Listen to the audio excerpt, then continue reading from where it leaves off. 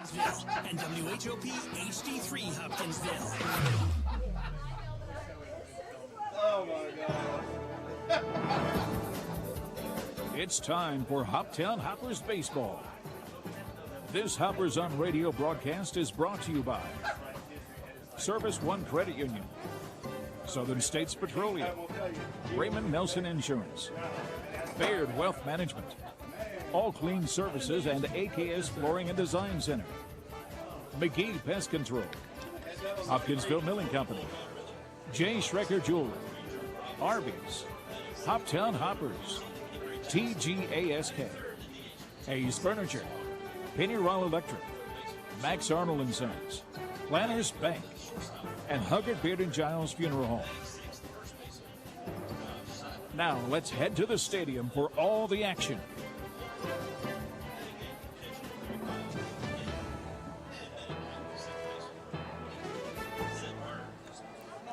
Good evening, ladies and gentlemen. Jamar Perkins here, joined by Ethan Alexander. It's Hoptown Hopper baseball time as the Hoppers are set to take on the full count rhythm.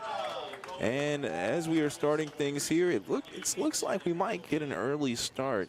Not sure, but game set for 6:30, so about 14 minutes. Could start earlier, but we'll play it by ear. But the Hoppers are currently about to take on the top team in not only the OVL, but in the South Division as well. The full count rhythm have a 22-9 record, the only team in this league with over 20 wins.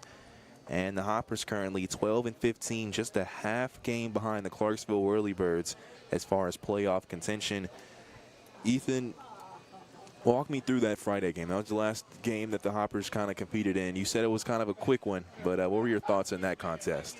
Yeah, I mean, for about 90% of that one, it was quick and simple, 3 up, 3 down a lot of the time for both teams. But Brady Ginnivan pitched a gem throughout the entire game, finished his day, 7 innings, only 1 run allowed, 12 strikeouts, and didn't give up 1 walk. He had probably the best start I've seen from any starter on any team I've seen this year, and he kind of willed that team to the victory. But the offense came out swinging, I believe, the top of the 6th inning, and put up 6 runs, and that was all it took to get the win in that game. And it was just a steady win, and a win, probably one of the better ones we've seen from this Hoppers team. And so, too, when you talk about the Hoppers, for one, to talk about Brady Ginnivan, he is a player that has proven himself to be, you know, if not the best, one of the top pitchers in the whole pitching staff for this squad. So if the Hoppers do make the playoffs, I would not be surprised if they do end up throwing him in that first or third game. We'll see how that plays out.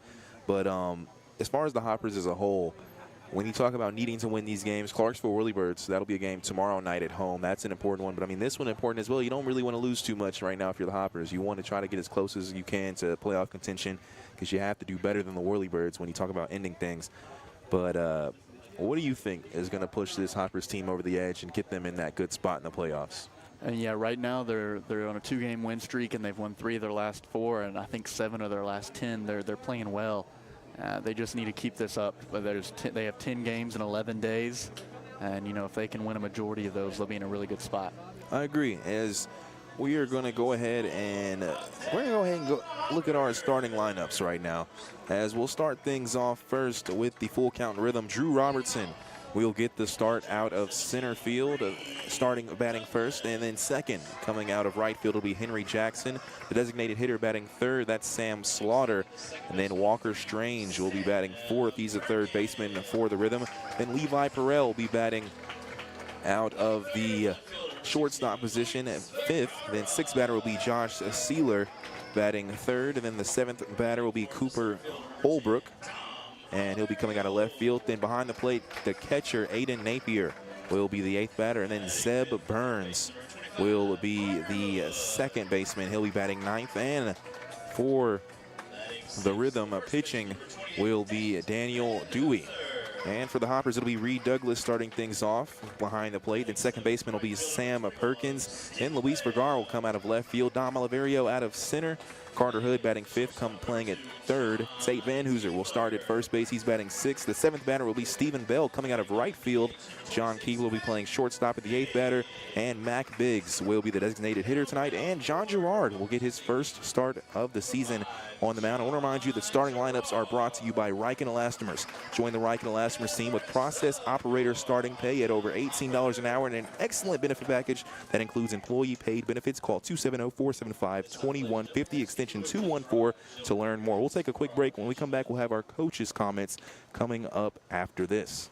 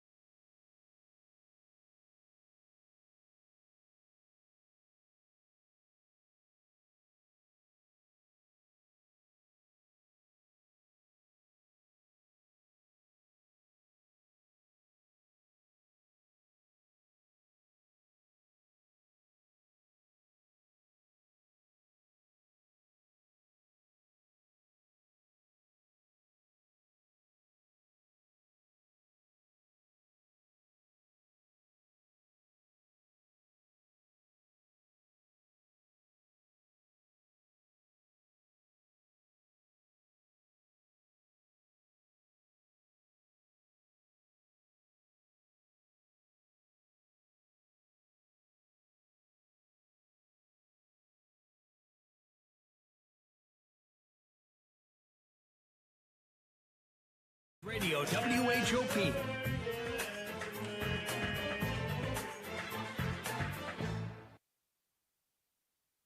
Jamar Perkins here with Hopper head coach E.J. Davari. Coach, how you doing today? Pretty good. How about yourself, man? Doing good, doing good. So, Coach, 2-day break. How you feel about that? You know, obviously wanted to play yesterday, but ended up getting canceled for the season. And then Saturday, of course, already had that day off. But how has that been for you guys? Hopefully it was a good 2 days off. Everybody's well rested. Our arms got to get a couple days of life. So I guess we'll see how the energy is up today. They should be pretty rested, but you never know. Coach, I saw yesterday Miggy Villalobos had a special day, a baptism, and I saw you, including the rest of the team, were in attendance. Tell me about that moment and how it was, showing up for him and seeing the team also show up for him. Some things are a lot bigger than baseball. So for him to come here, a random town, and to make that connection immediately within the month, and for him to choose to do that for himself, what else can I ask for? That's just a great thing, and that's just God's work right in front of us. And then for the team, they all wanted to go. It was they knew about it before. They even knew before me. So I made it happen. Everybody got to go, and we had a great morning. Coach, final stretch here. You got a little over a week left now. How is it? What are your thoughts so far on the season as far as making that final stretch? How do you feel about it? I feel good about it. Like I've been telling the guys, we got to just take it a day at a time and let the other teams figure it out themselves. And if we do our part, all the chips will fall into place, and hopefully ends up on the good part of it. Yes, sir. Last question, Coach. Who's the starting pitcher tonight, and what can you tell us about him? We got John Gerard today. It's going to be his first start. A little shaky things at the end from the past week, just to get him in that starting spot today. We'll move things around for him.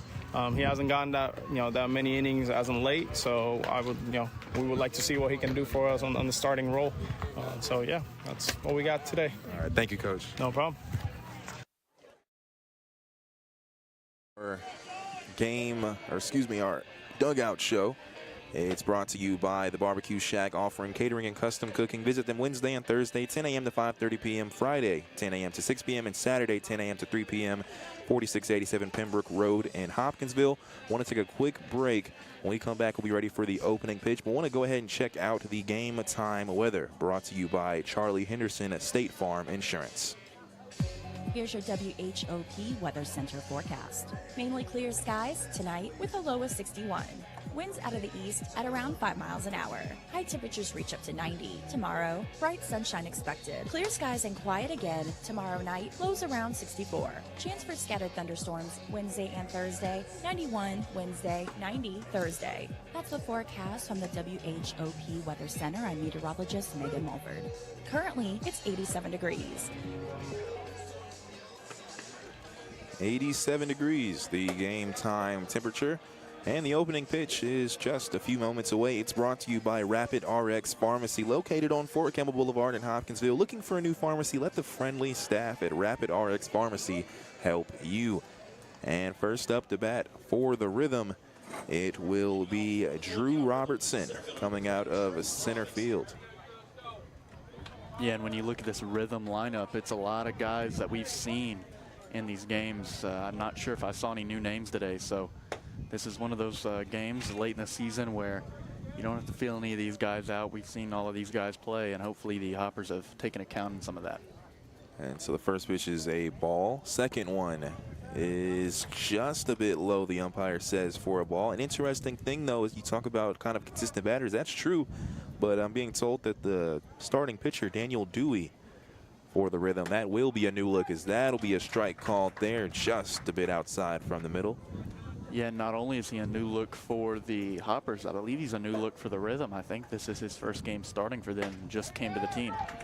Strike called there. We'll talk about him more when he comes to the mound. Not too much to talk about as far as stats, but we do know where he's from. 2 balls, 2 strikes. That'll be a breaking ball. It's grounded past Gerard, but coming to second and fielding. No, won't make the throw there, as that was Sam Perkins there.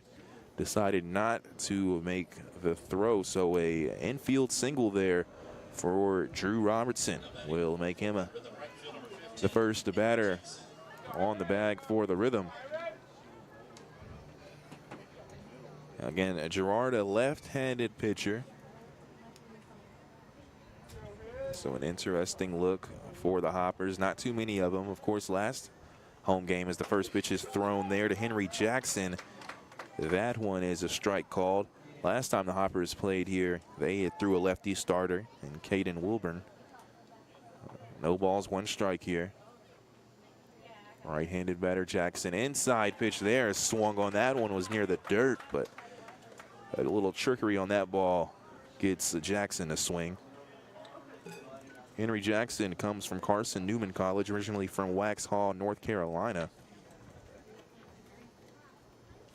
No balls, 2 strikes here with 1 out. The throw over to first, and end time there is Robertson.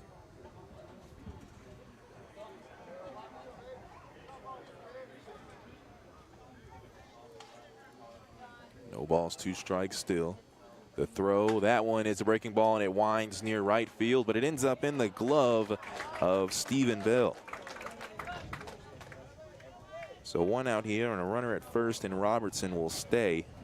And 1 out now with Sam Slaughter at the plate. Another left-handed batter in this lineup. He's the designated hitter tonight.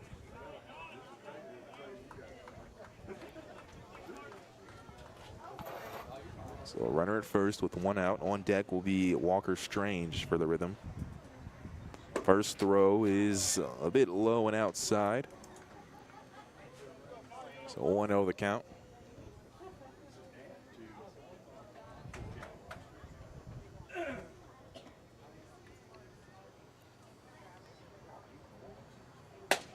One-0 throw there is just a bit too high.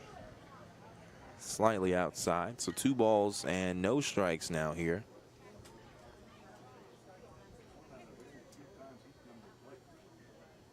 The 2-0 throw, that one as well is a bit high. Just a bit too high, too. I think if that ball gets down just a bit, it's called strike. But 3 balls and no strikes now with the runner at first and 1 out.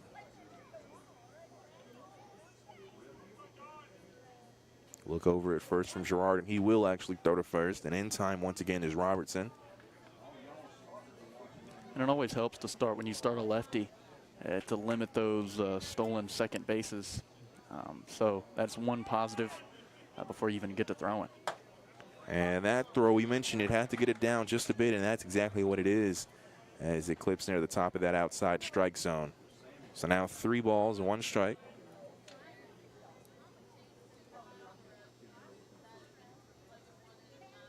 The throw, that ball is low and outside, and it'll get around Douglas. So going to second after the walk is Robertson, and Slaughter will advance to first.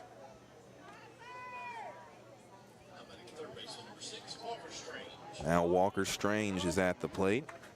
He comes from Lipscomb University and is originally from Knoxville, Tennessee. So again, now runners at first and second with the 1 out, and Strange is at the plate. First throw was fouled behind home plate into the screen, so that makes the count no balls, 1 strike. Strange on the year has a 262 batting average, 380 on base percentage.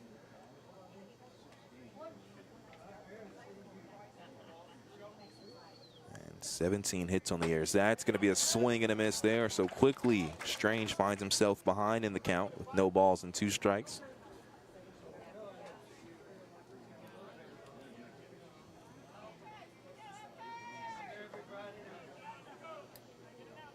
One out here. The throw, that one, ooh, just a bit outside there. That'll make it 1-2 the count. It was near the middle of the plate, but just a bit outside, the umpire will say. And if you're just now joining us here in the top of the first, with runners at first and second, the 1-2, that ball is low near home plate. And that'll even the count at 2 balls and 2 strikes. Yeah, and that runner wanted to go to third there. Gerard does a good job of checking that shoulder 1 extra time. Actually caught him on his first step to third and brought him back, so he stays there at second.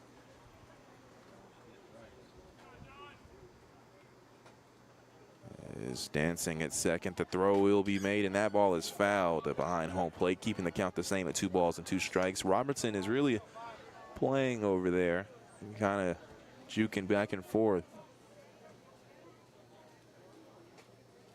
But doing a good job of staying composed is Gerard. So now 1 out still, 2 balls and 2 strikes remains the count. Gerard looks over at second. He'll make the throw, a check swing, and they'll say he went there. That ball was near home plate. Once again, Gerard having a nice breaking ball there, and he'll strike out the batter there. And that'll make it 2 outs now. Now Levi Perrell will come to the plate. He's playing shortstop for this squad.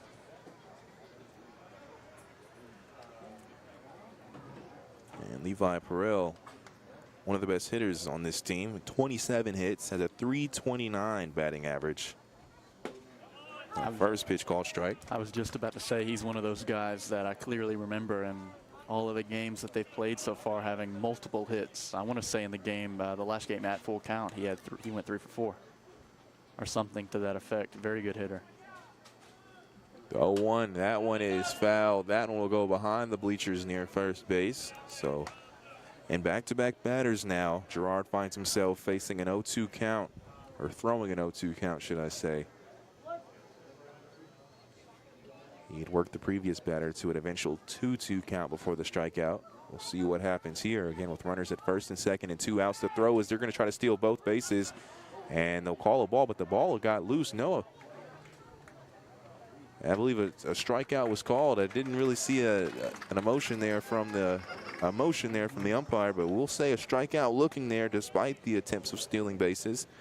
And that will do it for the top of the first inning, as there was just 1 hit, there were no errors, and there were 2 left on base with no runs scored. As we look over at the manpower of Hopkinsville's scoreboard, heading to the bottom of the first, still 0-0. This is Hoptown Hopper Baseball, brought to you by Chick-fil-A.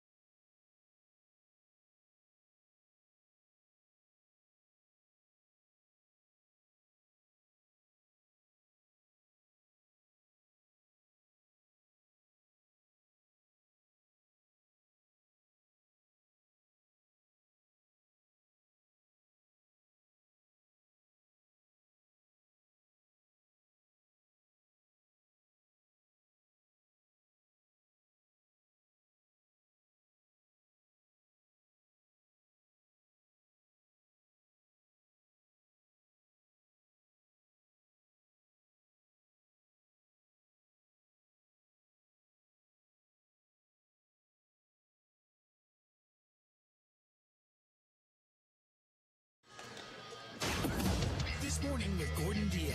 Weekday mornings at 5 on Hoptown's News Radio. Yes, 99.3 WHOP.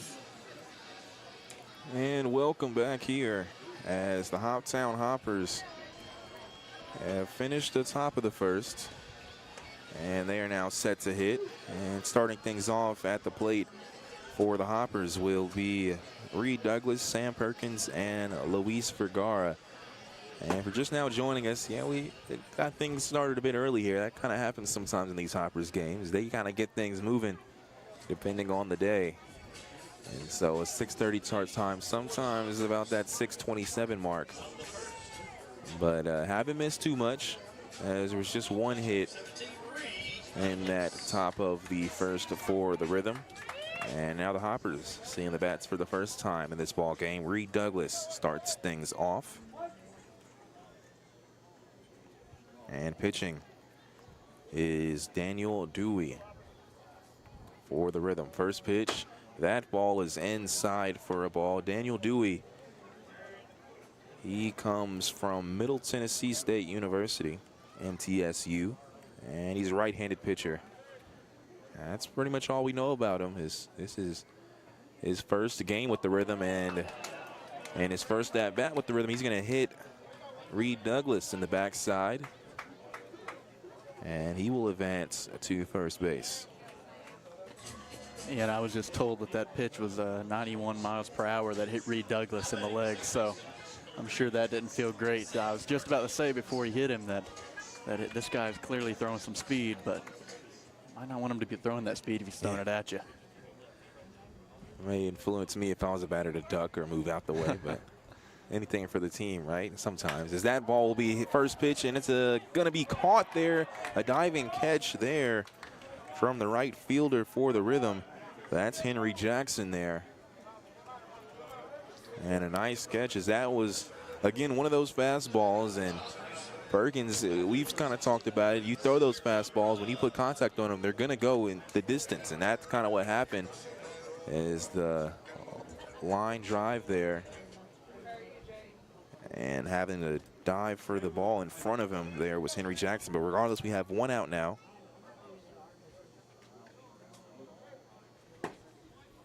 That's a low inside strike there for a ball, or for a strike, excuse me. So no balls, one strike. Reed Douglas is again at first after being hit by a pitch. The 0-1 there, that ball is going to be out of the park, foul territory behind the bleachers near first base. So quickly an 0-2 count here. And it's looking like Luis, maybe something up with his bat, maybe his glove. I'm not sure. He's going towards dugout and maybe get something here. Yeah, and he's going to put some grip on his bat. He's able to take care of that, and in the process, the ball boy for the Hoppers, Nixon Grace, is going to exchange some balls. Hoppers wearing their red camouflage uniforms with black lettering. Rhythm in their navy blue uniforms. Both teams wearing white pants. 0-2 the count with the runner at first. With the one out, the throw. And it's going to be fouled, but in the glove, so a strikeout there for Vergara, and that's the second out. And you've seen more games than me, but I feel like this is something the Hoppers haven't seen very often, as a pitcher throwing this kind of speed. So I'm kind of interested to see how the Hoppers will adjust to this. Or would you say that this is kind of not maybe 90s? Is that something that the Hoppers have seen a lot, or? No, I would probably not. Maybe from late relievers, closers, but from a starter, probably not. Especially he's throwing sidearm too, so these are dancing across the front of the zone as well. So these are all going to be really hard to hit. At this point, you're kind of hoping you can get in front in the count, and then maybe he'll give you something to hit later in it. Oliverio at the plate. First pitch was inside for a ball. And 2 outs with a runner at first. Still scoreless here in the bottom of the first. That ball will be chopped near the shortstop, and he'll just tag the bag at second for the automatic out. As that will do it for the bottom of the first. as there were no hits, no errors, one left on base, and no runs scored. As we look over at the Manpower of Hopkinsville scoreboard, looking for a job, visit Manpower on Fort Campbell Boulevard in Hopkinsville today. Let them connect you with the great position where you can start tomorrow. The score still 0-0. We head to the top of the second inning. This is Hoptown Hopper Baseball, brought to you by Chick-fil-A.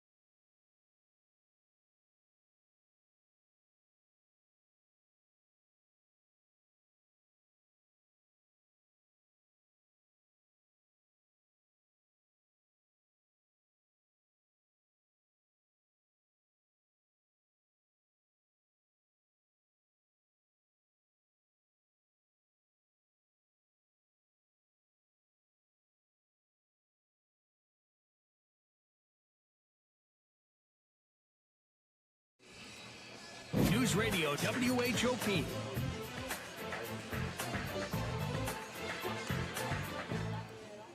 And welcome back to Colonel Field. As we are here in the top of the second, the Hoppers taking on the Full Count Rhythm. And it'll be the Rhythm batting here. Josh Seiler will start things off. He's the 6th hole batter for the Rhythm. First pitch is a strike there, making it an 0-1 count. John Gerard is pitching for the Hoppers. The left-hander throwing to the righty here, and that ball is fouled and leave near the chest area of Douglas. He seems to be fine. So now no balls and 2 strikes.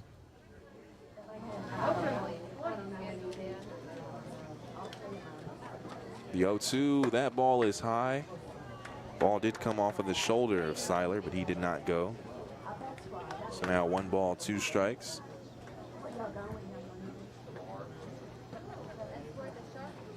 One, 2 there, and that one is going to be a strikeout, looking just a bit outside in the middle for the first out here.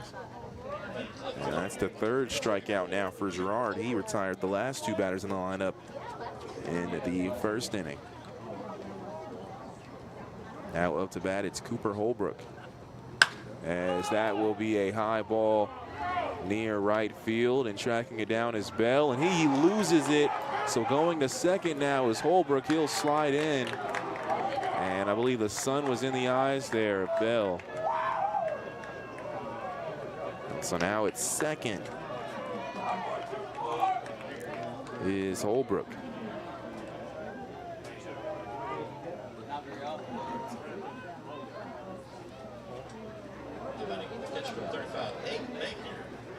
And they'll call that one, never touched the glove of Bell. So I believe they are going to rule that as a base hit.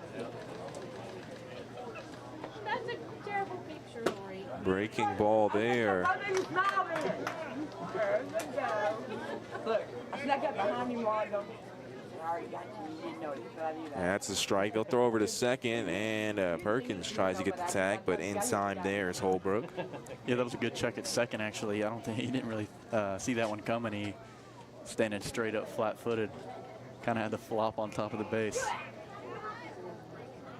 No ball, 1 strike with 1 out here. The throw from Gerard is swung on and missed. So an 0-2 count now to Aiden Napier.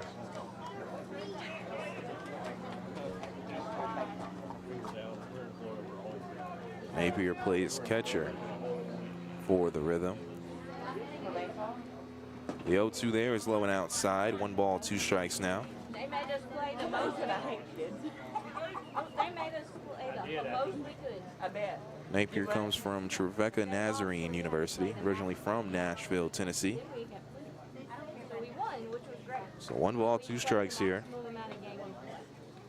Wow. The throw, and that one He's going to make it 2 balls and 2 strikes.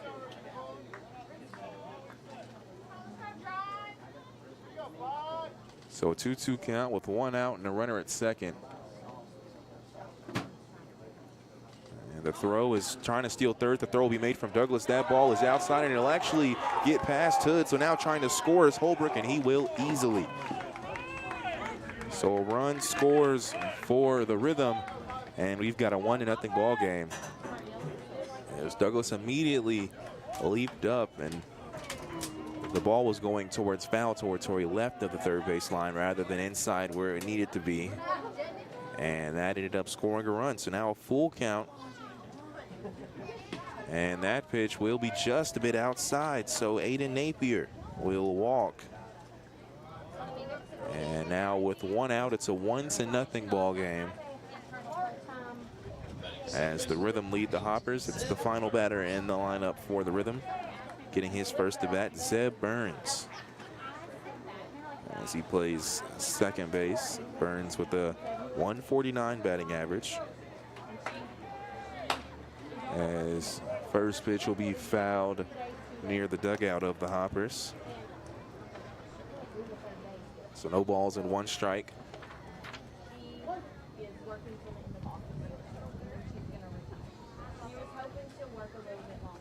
Throw there is low and inside for a ball. So 1 ball, 1 strike with 1 out. Again, the Hoppers playing the full count Rhythm tonight. And we are currently in the top of the 2nd inning. Throw there, looks like an infield fly. And trying to come all the way from second to grab it is Sam Perkins, and he will get it near right field just next to the foul line.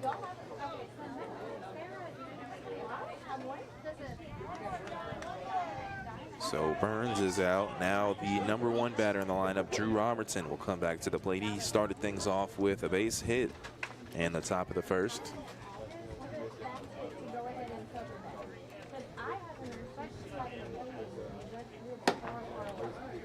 First pitch is outside for a ball. So 1-0 the count.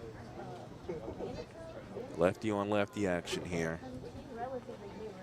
And that is another ball. So now 2 balls, no strikes.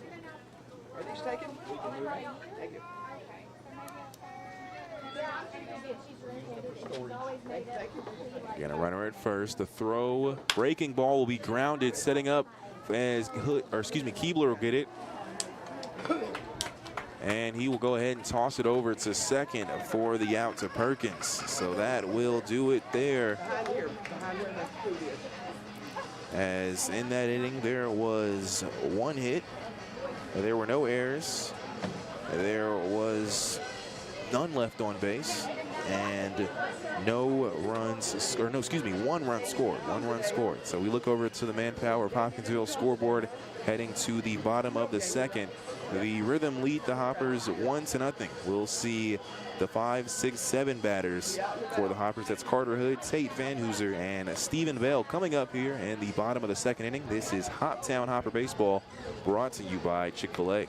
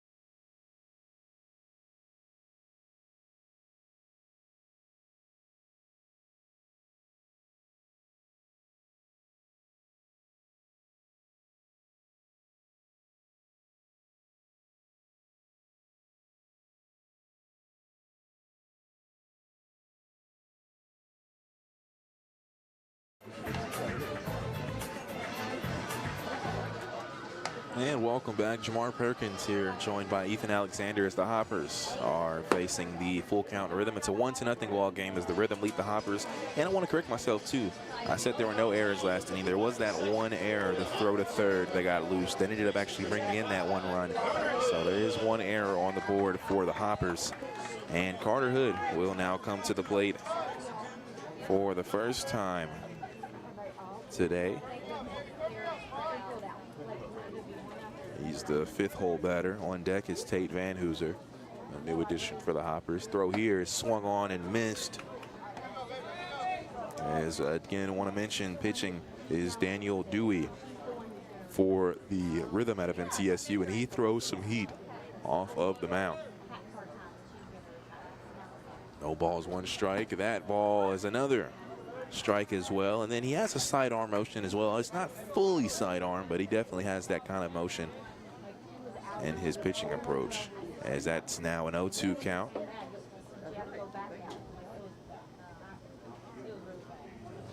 Throw there, swung on and missed for a strikeout. Now Tate Van Hooser will come to the plate after having a few words with Carter Hood.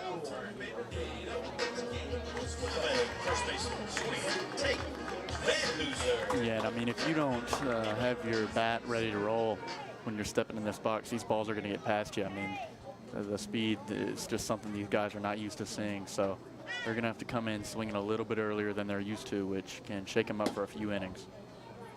And so far, I mean, we have just started things, but you talk about a late addition. And I believe I did hear, too, that this player, and Dewey, he actually played for the Rhythm last season. He's just didn't start things off with the Rhythm, but talk about a late addition. And that'll be an inside pitch as Tate Van Hooser moves out of the way for that one. But it's still called strike. 1 ball, 1 strike. And again, 1 out here. The throw there is swung on and missed. And a new addition, too. You might hear a couple of conversations, hopefully nothing too risque, but we got a crowd mic here tonight. Normally don't have one of those, so you can hear the motion from the glove and bats a little bit better, hopefully, tonight. 1 ball, 2 strikes. Throw there will be grounded to second. It's picked up, and it'll be thrown over to first for the out. As that'll be the 2nd out there, as Burns makes the throw over to Seiler, excuse me. Yeah, and it's going to be a gradual thing with this pitcher. These guys are going to have to, they might have to see a couple strikeouts before they really start to, you know, figure out what he's throwing them. Or they have to hold this team off and wait for him to get off the mound and attack the relievers. But either way, you may see a couple innings here where the Hoppers are trying to figure things out. As that pitch will get past the catcher for the Rhythm. So now a 1-0 count. Stephen Bell is at the plate now for the Hoppers. Bell has a .304 batting average and is one of the best hitters. One out of the 3 batters in the lineup with 20+ hits. He's at 21. And that ball will be grounded towards center field. It's fielded by the shortstop. The throw is made, and it is in time. And that will do it quickly for the Hoppers. 3 up, 3 down. There were no hits, there were no errors, there were none left on base, and no runs scored as we head over to the look over to the Manpower of Hopkinsville scoreboard. 1-0. The Rhythm lead the Hoppers here, as we'll be back with top of the 3rd action. This is Hoptown Hopper Baseball, brought to you by Chick-fil-A.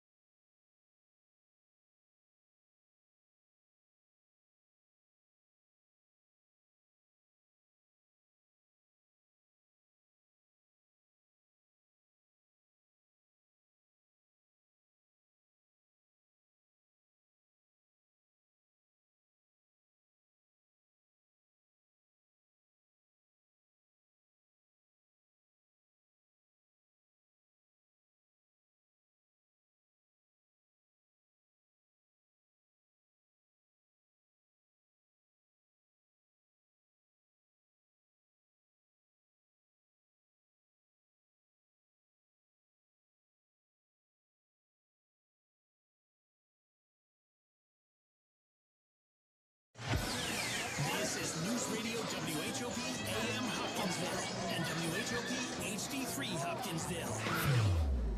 Leading off the top of the third. News Radio WHOP. The right fielder, number 15, Henry Jackson. Henry Jackson started things off for the Rhythm at the plate. The first pitch, that one will go a bit low for a ball. So 1-0 the count to Jackson here in the top of the third inning.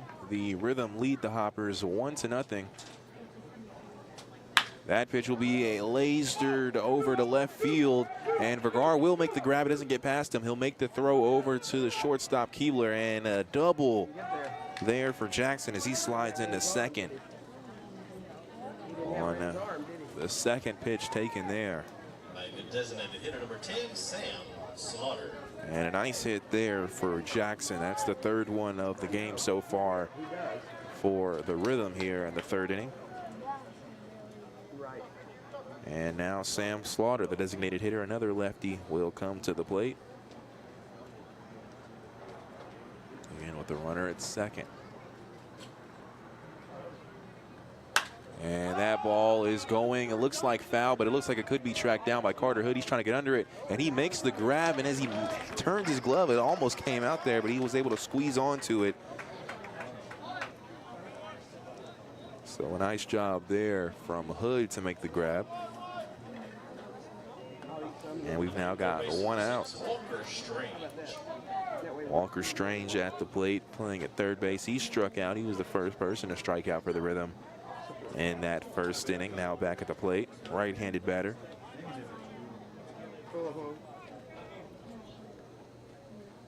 First throw, check swing. He did go. So a strike called here. Oh, no balls, one strike. Again, a runner at second with one out now.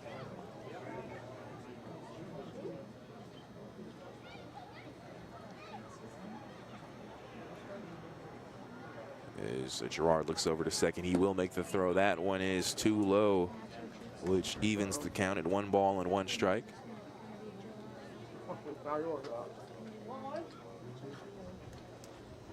So 1 ball, 1 strike, 1 out. And Walker Strange at the plate.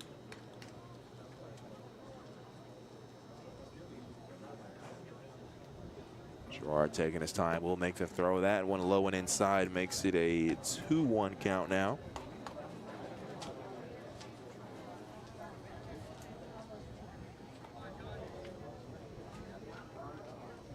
On deck for the Rhythm is their 5th hole batter, Levi Perrell. He also struck out in his last at bat. The 2-1 here. That ball will be grounded towards second. Can't get by it as Perkins. And the throw is made to home. So staying at third, though, is Jackson. And the base hit there from Strange will keep him at first. Now runners at the corners here. And we've got players, looks like, chilling in the bullpen right now. Of course, nothing too much to be worried about so far for the Hoppers. Is 1 out on the board. And just a 1-0 ball game. Throw there is going to look like a pop or a fly ball there to center field. It is caught by Oliverio. Trying to tag up is the runner at third, and he will make it easily there. So Jackson comes in and scores. And we now have 2 outs on the board. And now Josh Seiler will come to the plate. So now a 2-0 ball game. After that run scores.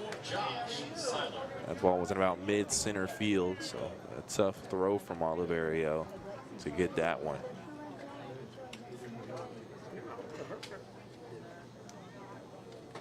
So runner at first with 2 outs. First pitch, that ball is high. And standing up for that one there is Reed Douglas. So now 1 ball and no strike.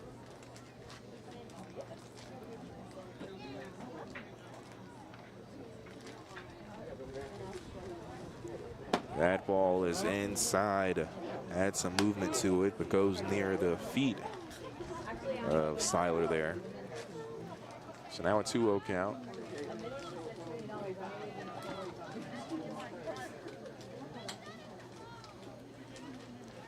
And that one will be a ball as well. So now 3 balls and no strikes. As we've seen 2 high throws here for balls in this count. Gerard just wants to get him down a bit here. Good, 3 balls, no strikes. The throw, that one right down the middle for a strike.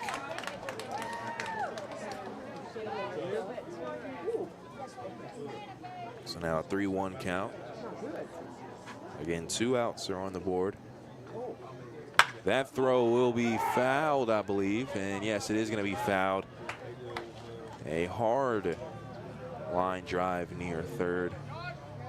And it does go foul now, so a full count here.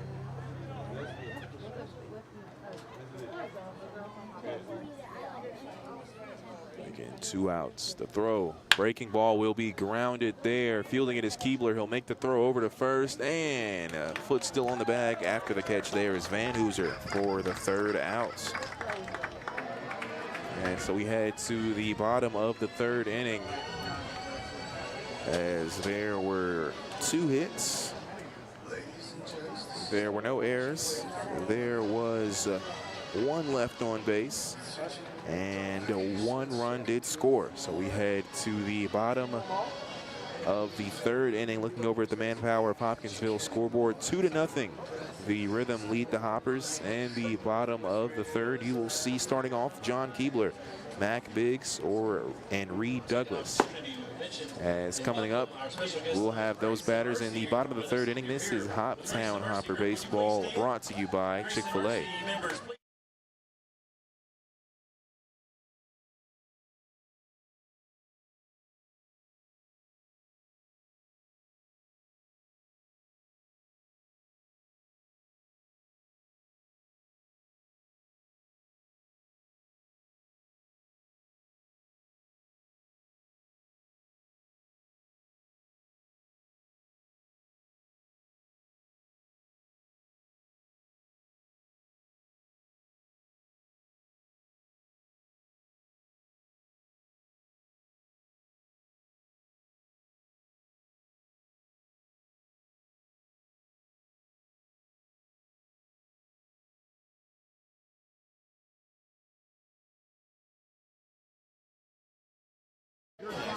Craving.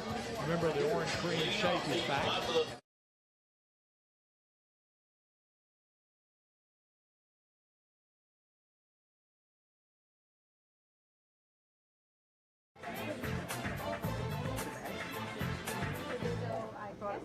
And it's John Keebler at the plate for the Hoppers here in the bottom of the 3rd inning. Rhythm lead the Hoppers 2-0. The first throw is swung on and missed there. So no balls, 1 strike, starting the count. Daniel Dewey has been pitching for the full count Rhythm.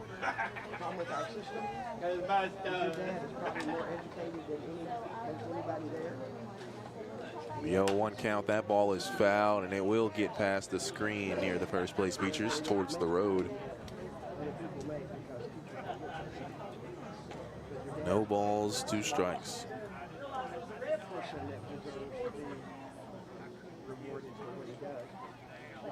And that throw just a bit outside makes it a 1-2 count.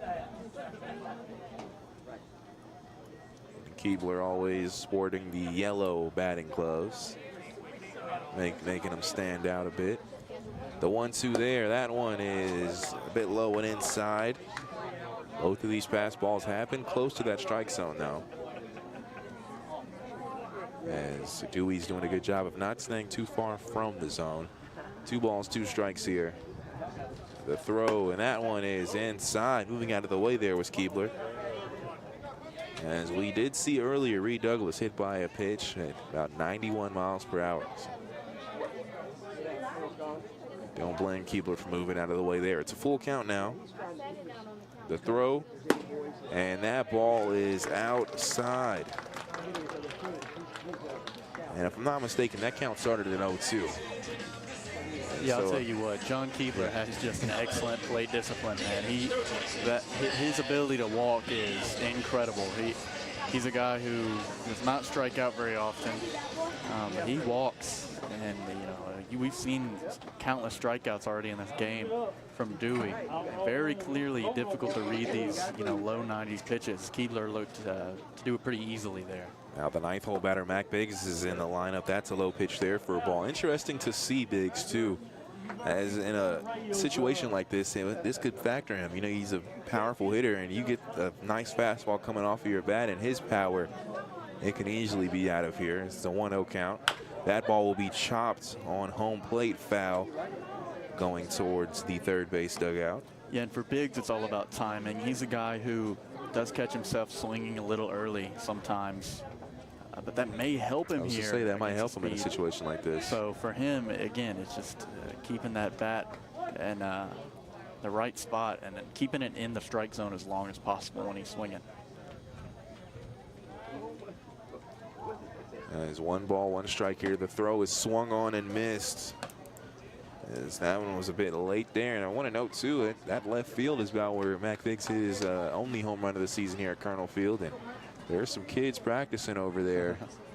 They might have to yell out ball if Mac Biggs gets a hold on one of these balls towards left field, or any player on either team. 1 ball, 2 strikes here. That's an inside hit there. It'll be fouled, actually, as it looked like a kind of a desperation swing there, as it was late. Maybe didn't want to strike out looking, but nice job there from Biggs to be able to foul that one off. So now the count remains the same at 1 ball and 2 strikes. Again, it's a 2-0 ball game. The Rhythm lead the Hoppers here in the bottom of the 3rd inning. Rhythm scored 1 run apiece in that 2nd and 3rd inning.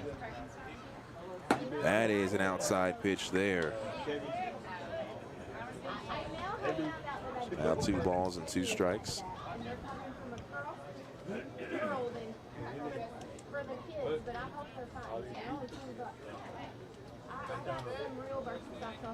A 2-2 throw is swung on and missed.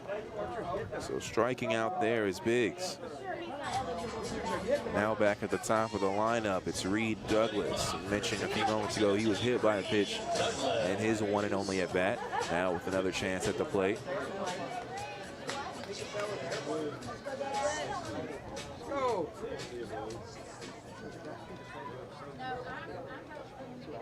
Again, a runner is at first base. It's Keebler after being walked. First throw is down the middle for a strike. So now no ball, 1 strike.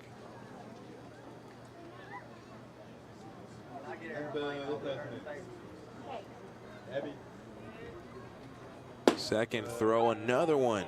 Called strike there in the middle. So now no ball and 2 strikes. And Douglas will find himself behind in the count here with 1 out and a runner at first.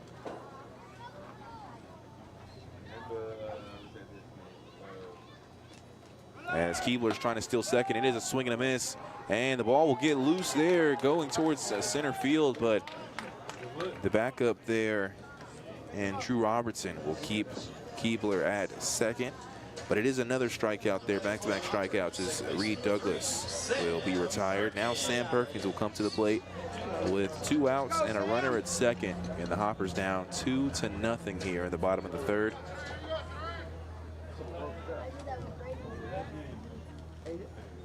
Go, Sam.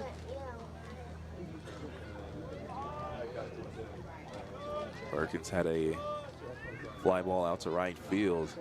You could say almost some kind of like a line drive, too, is the way that the right fielder had to dive for that ball. First pitch is called ball, so 1 ball, no strikes.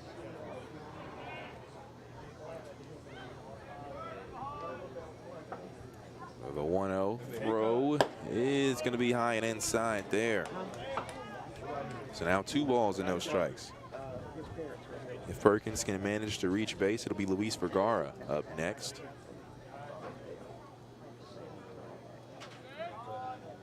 A 2-0 throw, that one is low and inside. So now 3 balls and no strikes. Nice position here for Sam Perkins.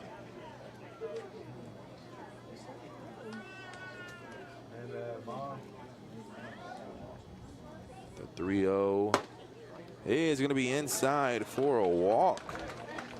So Perkins will move to first. Keebler is still at second. And now it's Luis Vergara at the plate with 2 runners on base. And the Hoppers down by 2 runs. Yeah, and this is a great position if you're Hoptown. Apart from the 2 outs, this is pretty much optimal position. Keebler did a great job of getting himself to second base. And now you have a guy like Luis Vergara with a ton of experience at the plate. I know he's already struck out here, but he's one of those guys you like to put some trust in tight situations like this. First pitch is going to be low and outside for a ball. So now 1 ball, no strike to count. And we've also seen 2 walks here, and Mac Biggs also faced a 2-2 count. So several balls thrown, maybe the pitcher losing the zone just a little bit. 1-0 the count. That one, another low outside pitch. As you mentioned, we've seen multiple balls thrown now, and a lot in that direction in that low and outside corner. And so now 2 balls and no strikes. 2 outs and runners at first and second. Go, baby. I know it. That's good. Throw there, swung on and missed. So now 2 balls and 1 strike.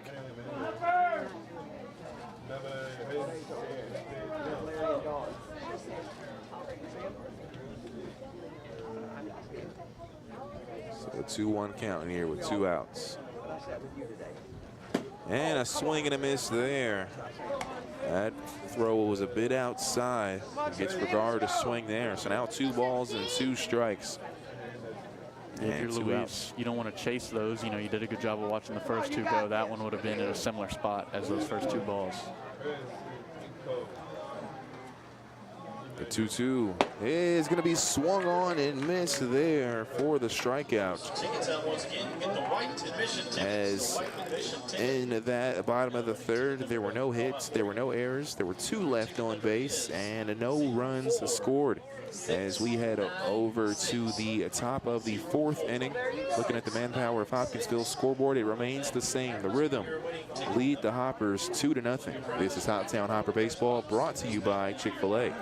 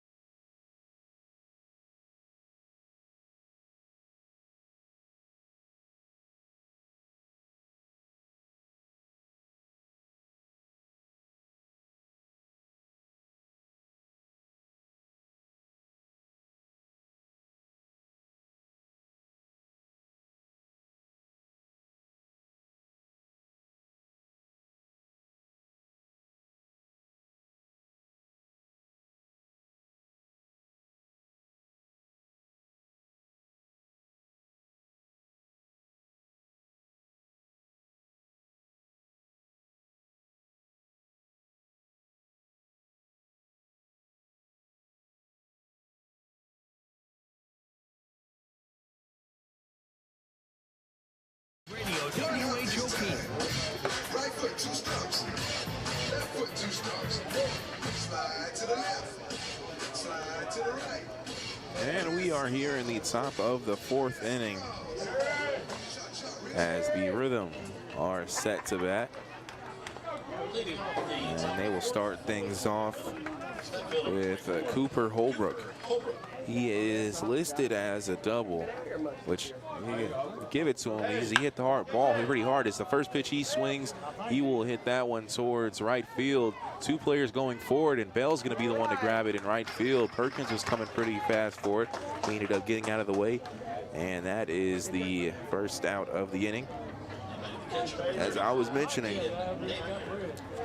it was a fly ball out to Stephen Bell in deep right field that got mistracked and ended up on the ground, as that's a swing and a miss there.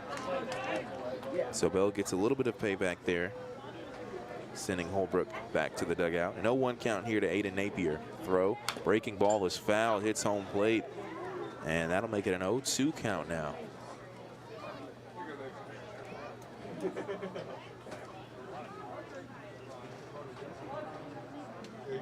So no balls, 2 strikes. Throw there. Breaking ball will be lined towards Van Hooser. That'll be a base hit. And he is going to go for 2. The throw is made. And he will slide in and be safe. A double there as that ball got past Van Hooser. And it had a hard bounce. And so he was kind of low. The ball went a little bit higher than where his glove was at. So a double there for Napier. And now we've got a runner at second. I'll tell you, several of these hits have come on 0-2 counts. You know, Gerard's not doing anything wrong, but props to the rhythm for attacking, even though they're, you know, in a hole. I want to say, I mean, that's probably the 3rd or 4th of these 5 hits that has come in a near strikeout position. As that will be a bunt, and it will go foul. So that makes it an 0-1 count. Zeb Burns is at the plate.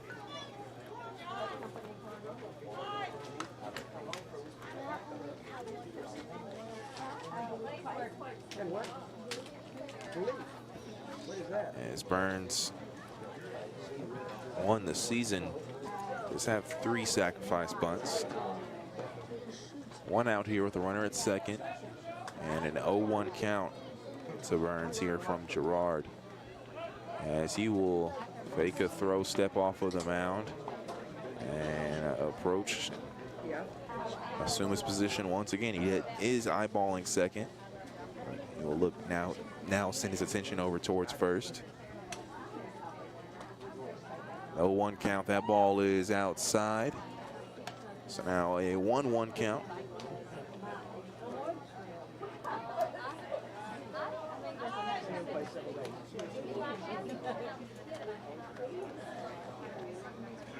And 1 out here. And a runner at second to throw. Breaking ball is low and inside. So 2 balls and 1 strike here.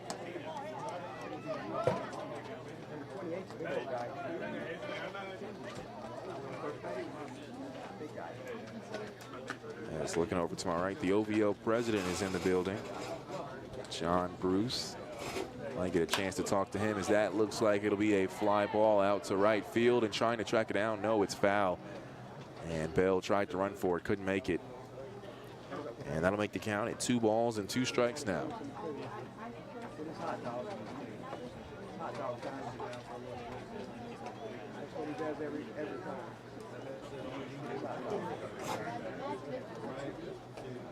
So a runner at second here. And we've got a 2-2 count. And it's still Zeb Burns at the plate.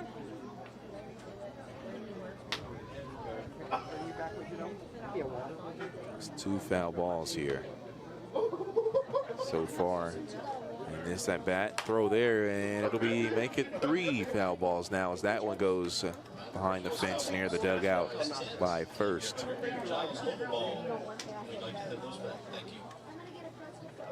So the count remains the same still, 2 balls and 2 strikes.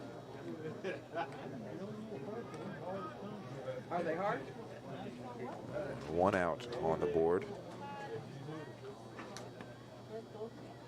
Throw there is hit, and it will land. Keebler will make the grab, will make the throw, and out is Burns. So that's the 2nd out, as that ball had a weird look to it as it went in the air, but it was kind of a lob shot there and bounced right in front of Keebler, and he was able to pick it up in time and make the throw in time over to Van Hooser.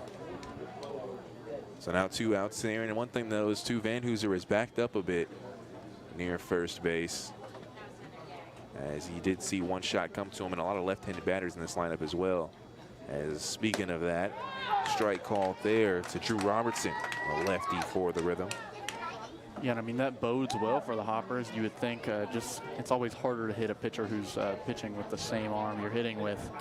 And so the lefty pitcher here, you know, the stacked left lineup for the Rhythm, I wonder if that had anything to do with breaking ball. That's a shot towards center field. Tracking it down is Dom Oliverio, and he will make the grab in deep center, as that will do it for the Rhythm in the top of the 4th inning.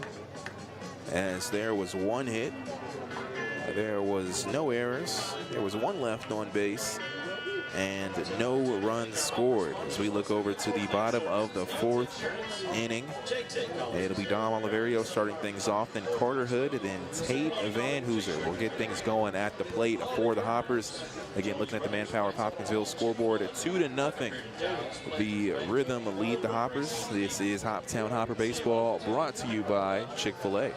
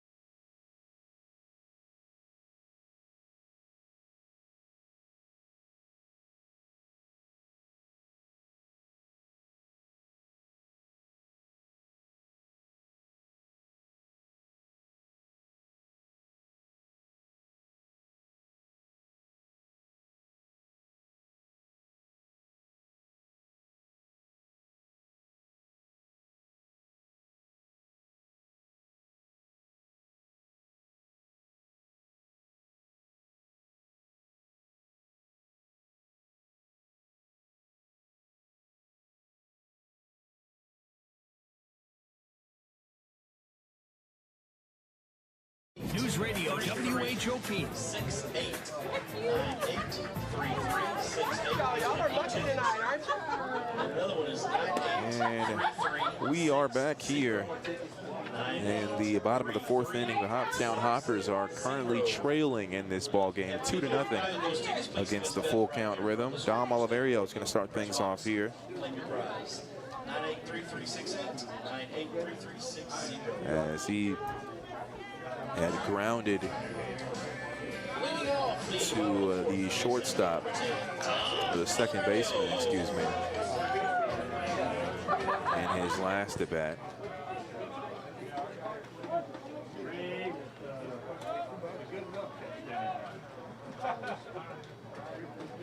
And again, 2-0 the score. First pitch is going to be inside for a ball.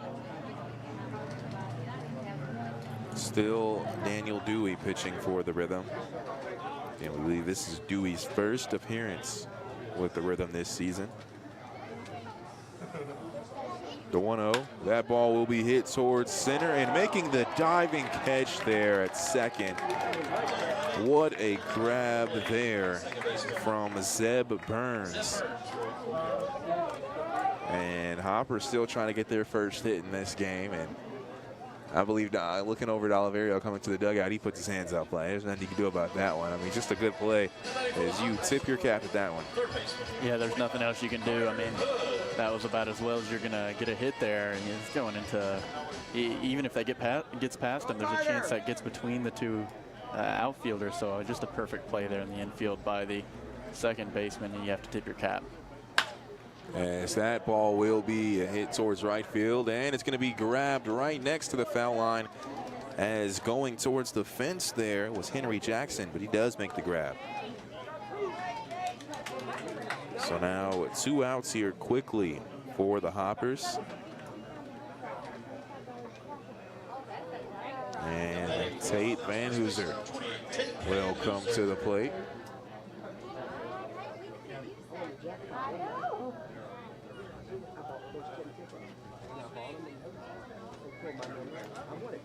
That pitch will be low for a ball. So 1-0 the count.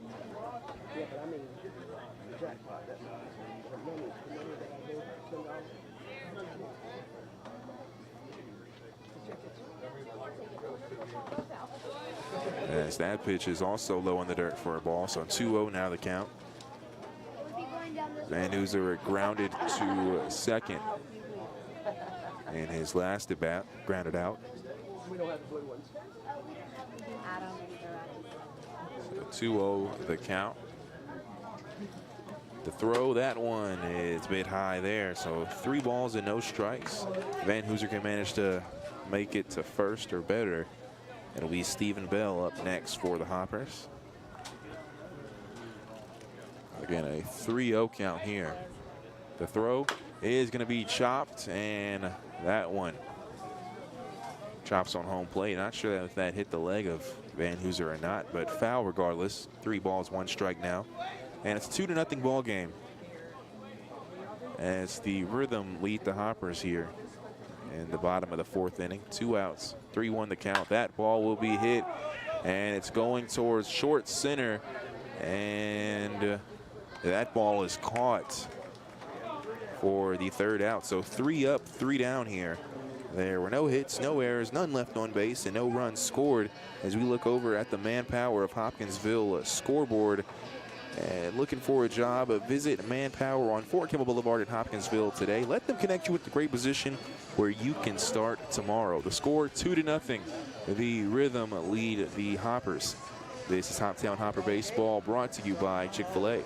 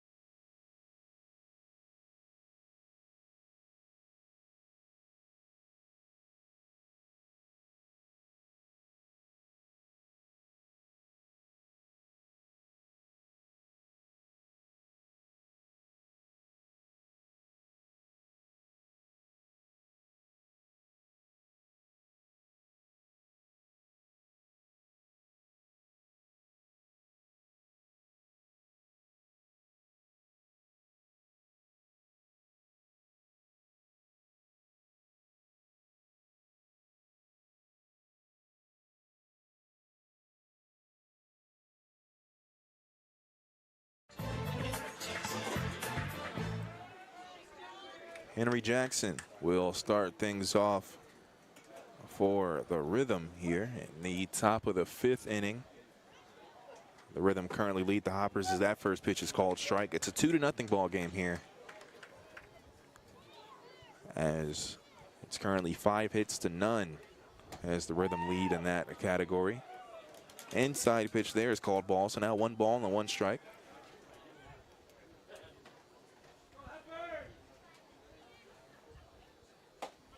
The 1-1 pitch is just outside for a strike there.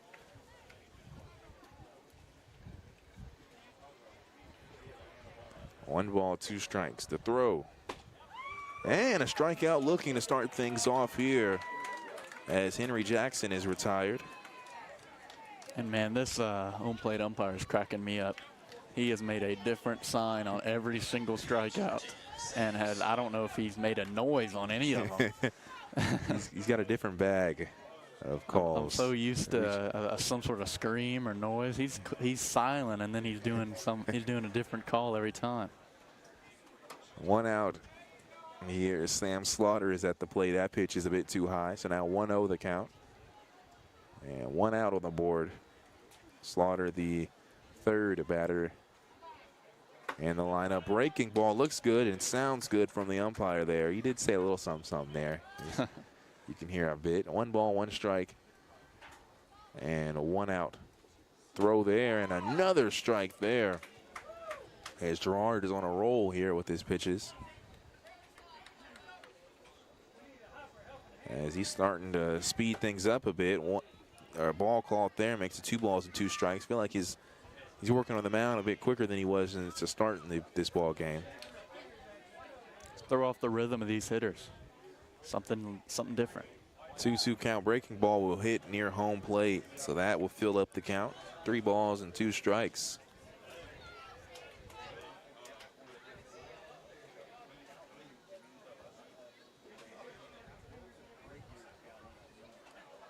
The 3-2, that one is high there. And walking will be Slaughter. And now we've got Walker Strange at the plate. He had a base hit in the 3rd inning. He's 1 for 2, struck out in his first at bat. And now he's at the plate with a runner at first and 1 out. And it's a 2-0 ball game as the Rhythm lead the Hoppers, with the Rhythm currently batting. The throw, that ball will be hit towards the left field. Vergara will get behind it. No, he bobbles it, so it'll get past him, and it'll go all the way towards the fence. So now trying to score and come in. The throw is going to be made, and he's going to be out as it gets him. And a nice job there from Douglas. And a nice throw. As I'm not exactly sure who that was. Was it Carter Hood or Keebler? It was Keebler who made that throw there. So a nice job from Keebler to be able to throw him out. And I believe they'll call it a double for Walker Strange, but he does end up at third.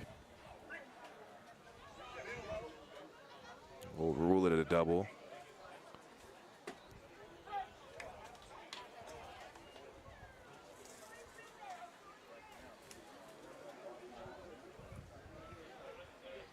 No balls, 1 strike, and a runner at third.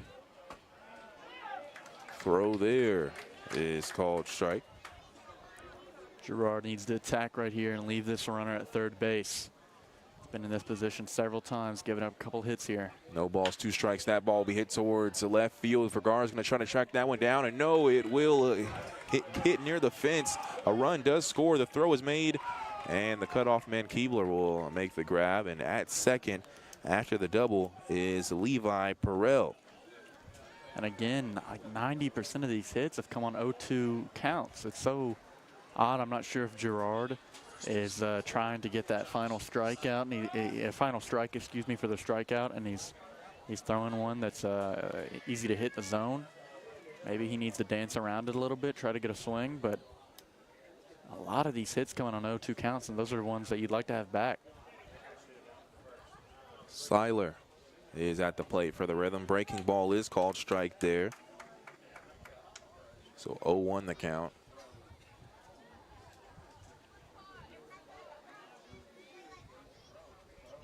So it's a runner at second with 2 outs and a 3-0 ball game now, as the Rhythm of scattered their runs across this game. And that ball is in the dirt, but it stays in front of Douglas to keep Perrell at second. Now 1 ball, 1 strike with 2 outs.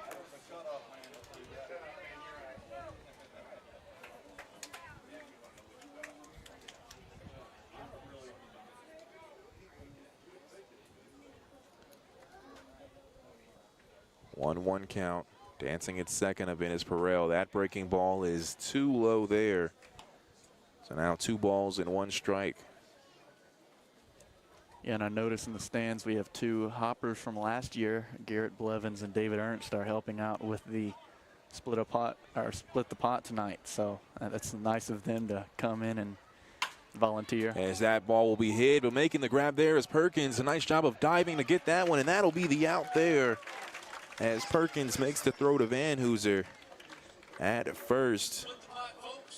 And that will do it, as there was a couple of hits in this inning. There were 2 hits. There was 1 error. There was 1 left on base, and 1 run scored. As we look over at the Manpower of Hopkinsville scoreboard, 3-0. The Rhythm lead the Hoppers. And on deck, it'll be Bell, Keebler, and Biggs for the Hoppers as we head to the bottom of the 5th inning. This is Hoptown Hopper Baseball, brought to you by Chick-fil-A.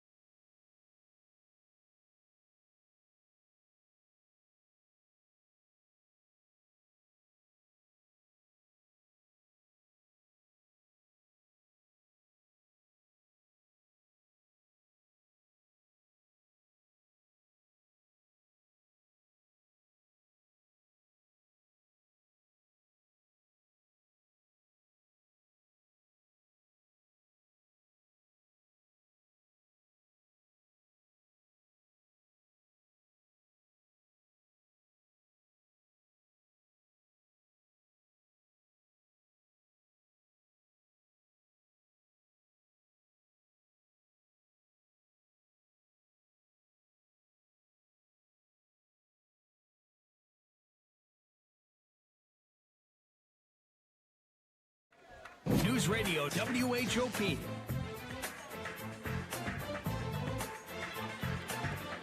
First pitch is low for a ball. Stephen Bell is at the plate here in the bottom of the 5th inning.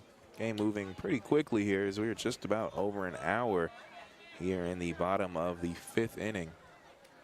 That's an outside pitch. As for the Hoppers, still no hits. It's been a lot of quick, a lot of 3 up, 3 down scenarios. Or if not 3 up, then a 4 up. And the Rhythm, they've scored and they've put the runs together, but it hasn't been any crazy innings. It's still just a 3-0 ball game, as that pitch will be high as well. So 3-0 the count. On deck for the Hoppers is John Keebler. He had a highlight play back in the last inning, making a big throw to home. That pitch will be outside for a ball. So a ball 4, and Stephen Bell will walk. Now Keebler comes to the plate. His one and only at bat was also a walk, and it was a 3-2 count. It originally started off as an 0-2 count.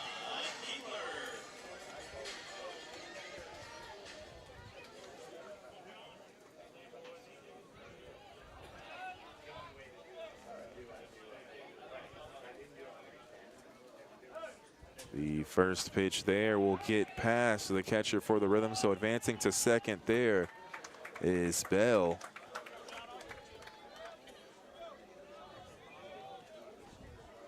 So here's an excellent opportunity for the Hoppers. Yeah. Have not been given a ton in this game other than walks, and so here we see a walk right away to Bell and a ball right away to Keebler, who has already walked. And so with no outs, the Hoppers may need to take advantage here, at least pick up 1 run and chip away just a little bit.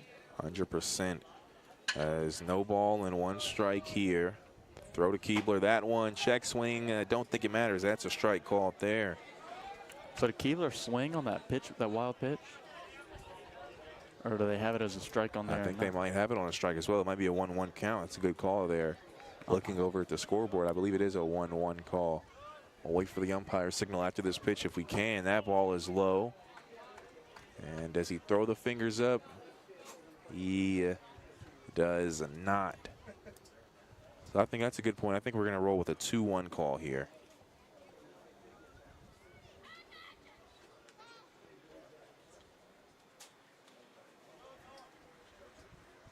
And a throw there. That ball will be hit towards right center, and it is grabbed. They're trying to tag up as Keebler. The throw is made, and it is not in time. A pretty nice throw, though, as Bell has to slide in. And excuse me, that was Bell at second going to third. So Keebler will fly out to right field.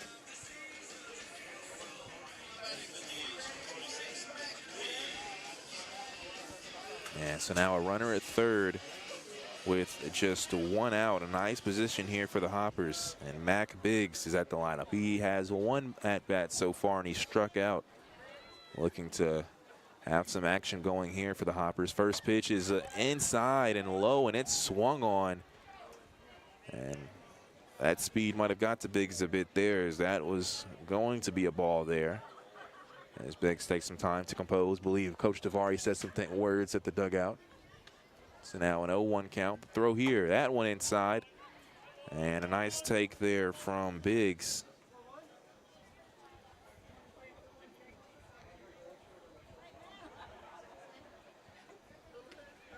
One ball, 1 strike, and a 1 out.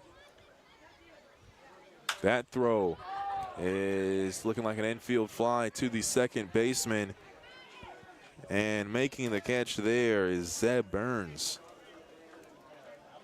And staying at home, of course, is Stephen Bell. So now 2 outs. And it's Reed Douglas at the plate.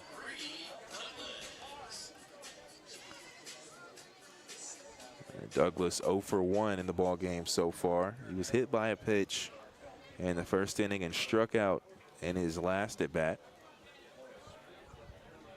Douglas now with the chance to bring in a run with the runner at third. Again, a 3-0 ball game. That first pitch is a strike.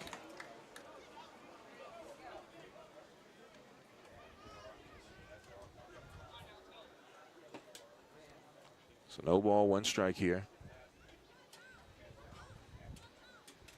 That throw fouled off the bat, and that one lands near the backstop to the pitcher, and a new ball will be given to Dewey. Want to highlight the umpires in this game as well. Home plate umpire is Devin Neely. First base umpire Rick Erickson. And the third base umpire is Bobby Smith. No balls, 2 strikes here. And the count towards Reed Douglas. The throw is going to be fouled once again. That one goes behind the Chick-fil-A broadcast booth. So the count stays the same at no balls and 2 strikes. And we're here in the bottom of the 5th inning. It's a 3-0 ball game. And it's the Rhythm currently leading over the Hoppers. The 0-2 count is low and inside. So 1 ball and 2 strikes now.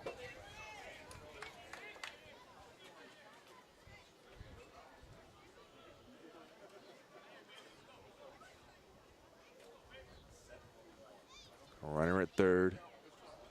The 1-2 pitch, and that one is going to be outside.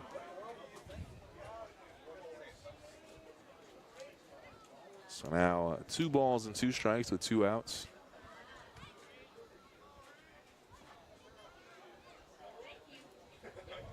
And that ball is going to be low and outside. So now a full count. Started off 0-2, now 3-2 the count.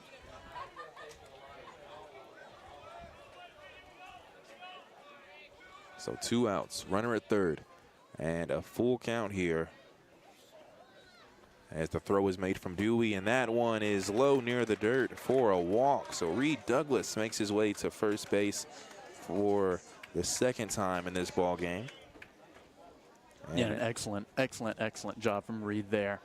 You know, you don't want to waste this opportunity with a runner on third base. So to walk after an 0-2 count, you know, the hit would have been great, but just making sure you're not that last out is a very good display of plate discipline there from Reed Douglas. As there is going to be a conference at the mound between, I believe, the pitching coach for the Rhythm. Yeah, because I think if I'm not mistaken, this is the first inning where we haven't seen a strikeout from Dewey. There's been 2 flyouts, but no strikeouts. You know, I think that last inning was the only one. Okay. But those first 3 all included strikeouts, you're right. There are 2 outs on the board as you say that. Runners at first and third. Sam Perkins at the plate. Again, still no hits for the Hoppers. Trying to get one on the board. Oliverio was robbed of one earlier in this game by the 2nd baseman, Burns. That is a bit high and inside there for a ball to Sam Perkins. So 1-0 the count.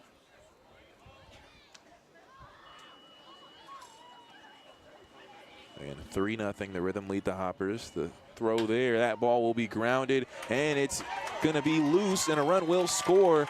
As trying to get on the ball there was Walker Strange. He did prevent the ball from going to the outfield, but the ball became a little bit away from him, and tracking it down was the shortstop, Levi Perel, but that was nowhere close to being soon enough for the throw to be made to home. So scoring there is Stephen Bell.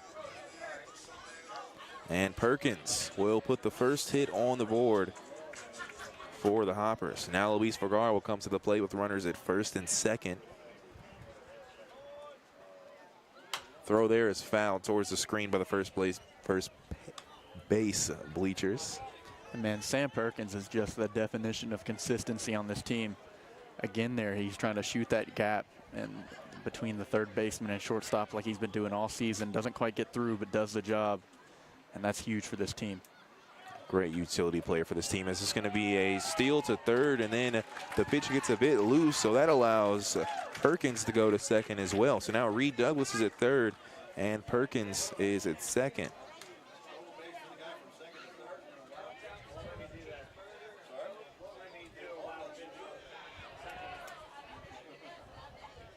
So now runners at second and third with 2 outs, a 1-1 count to Luis Vergara.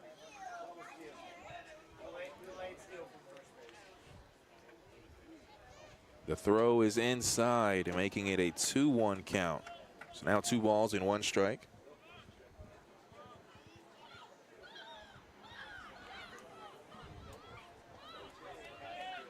As the sun is starting to come down a bit here at Colonel Field. 2-1 the count. The throw. That ball will be hit towards left center, and it'll drop, but 2 runs will score. And we have a tie ball game here, and a double from Vergara as he ends up at second. And a big play there. You talk about being having the experience, and it showed there from Vergara as he showed up big there to bring in 2 runs to tie this ball game up. Yeah, and I mean, he was put in that position in the last inning or 2 innings ago with a runner in scoring position, and he struck out and he let it kind of get away from him, and he wasn't going to let that happen again. Perfect shot there into the gap in left field and gets himself a double, and this team persevering right now. And the action does not have to be over here with now another runner at second in Vergara after his double, and Oliverio at the plate. Oliverio 0 for 2 so far, as that throw will be inside for a ball. I mentioned 0 for 2, but I mentioned earlier in this inning he had a great shot towards center field, right center field, but it was the second baseman that made a terrific grab, as that area near second base is wide open right now, as moving a little bit closer to second baseman. And that's a strike caught there. That pitch a bit low, but a strike regardless. 1 ball and 1 strike. So a runner at second. Second baseman Zeb Burns is playing a lot closer to second than he is at first. And I mentioned to the left of the first baseman, or in between the left baseman or the first baseman and the second baseman, there is a spot for him to shoot, as that's going to be a ball called. So 2 balls and 1 strike now.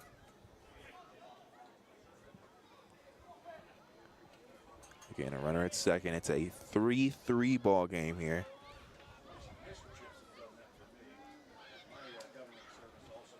That is a swing and a miss. So now 2 balls and 2 strikes.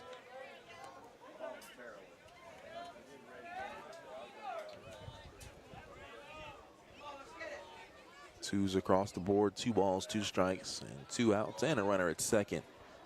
And again, a 3-3 score here in the bottom of the 5th inning. The throw is going to be foul behind home plate, so staying alive is Oliverio. Yeah, and some long at-bats here wouldn't hurt, just to get this pitcher to the point where he's throwing so many pitches. I mean, we've already seen him go from striking out batters to walking them. And, you know, the longer he's out here, the more susceptible he is to giving up runs. Yes, there is a pitcher warming up in the bullpen for the Rhythm. Same with the Hoppers. The 2-2 is going to be high there to Oliverio. So now a full count.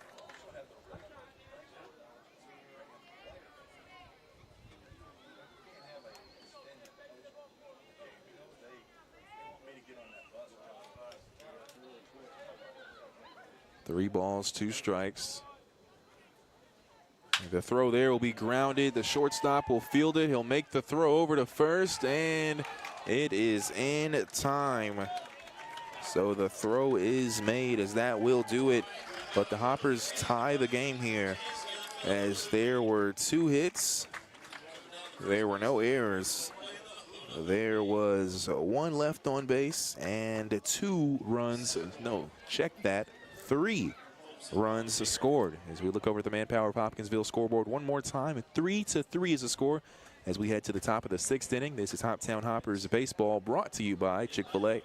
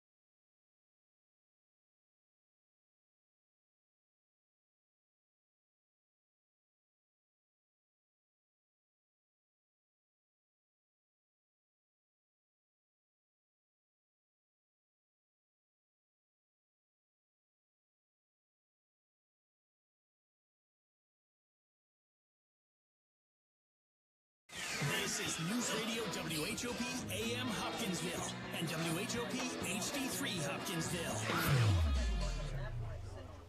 And a new pitcher for the Hoppers. It's Dylan Eaton on the mound. Dylan Eaton, looking at the roster, he's from Illinois College and from Murfreesboro, Illinois.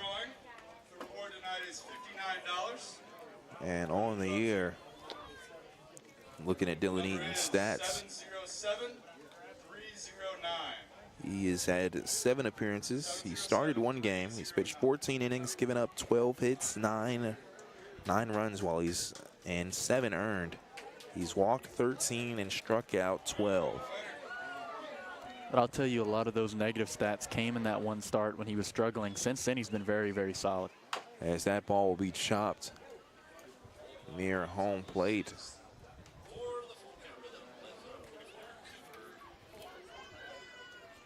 And it is a Cooper Holbrook at the plate. 0-1 the count. Strike was called. Now it's another strike called there after the breaking ball. So now an 0-2 count here at the top of the 6th inning.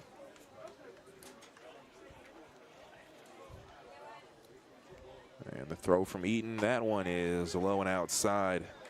So now 1 ball and 2 strikes, the count.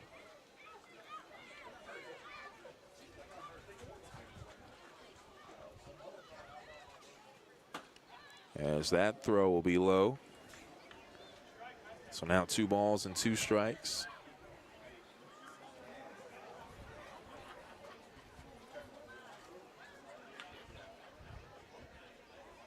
And that ball will be high and outside. So now 3 balls and 2 strikes.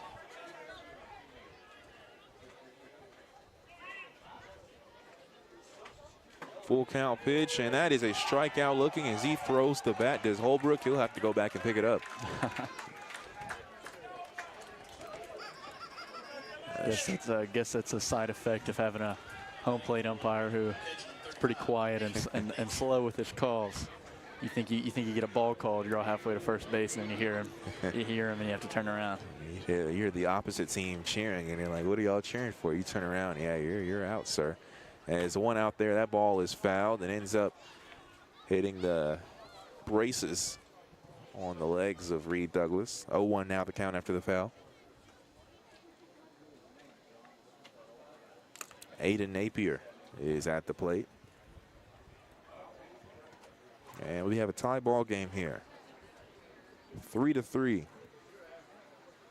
And things have gotten a lot more interesting here. It's a good thing from the Hoppers is they started off slow, but so did the rhythm, as that'll be a grounder towards second. It'll be fielded. The throw from Perkins to Van Hooser is in time for the 2nd out of the inning. And you look at how these runs have come. You've got one in the second for the rhythm, another one in the 3rd, and then they got one in that 5th. And then all 3 runs were scored by the Hoppers in that 5th inning. So different ways of putting the runs on the board, but regardless, they are knotted up here. As that first pitch is called strike to Zeb Burns.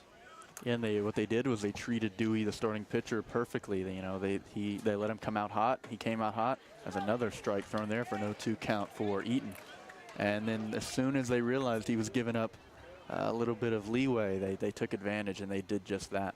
Breaking ball outside there makes it a 1 ball and 2 strike count. And 2 outs on the board, no runners on base. If Burns can manage to reach base, it'll be Drew Robertson at the plate, as that's another ball called. So now 2 balls and 2 strikes.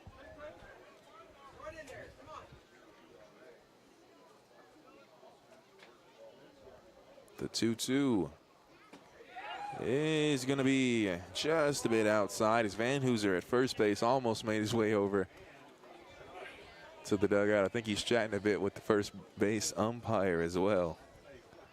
Full count now. The throw is going to be an inside swing there, and that one fouled towards the 3rd base.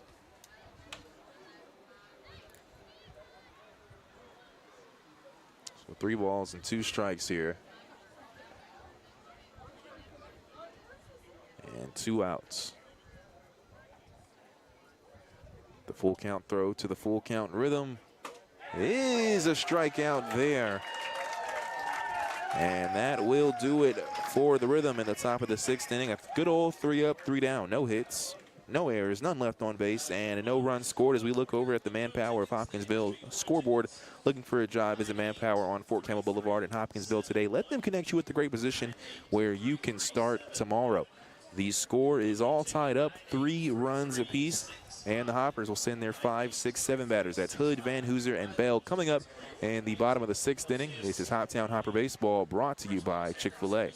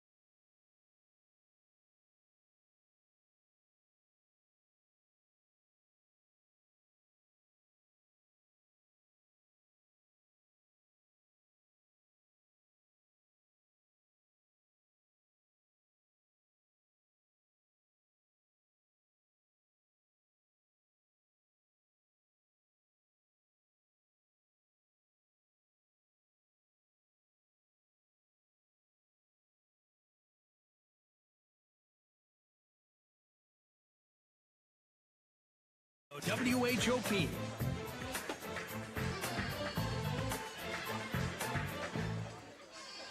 And welcome back to Colonel Field. The Hoppers taking on the Full Count Rhythm. And for the Rhythm, it's an MTSU night tonight as they are throwing Jackson Underwood, also from MTSU, as he's replacing Daniel Dewey. Underwood from Murfreesboro, Tennessee. And on the season, is trying to find his stats. He has made 6 appearances and 12 2/3 innings. He's only allowed 1 run. He's given up 9 hits. 4 runs have been scored while he is on the mound. And he has 10 walks to 18 strikeouts. The first throw is going to be grounded there. It's fielded in the chest, and it'll be a throw, and that ball gets loose. So in time there, Carter Hood took the first pitch he saw there. And now on first base is Carter Hood.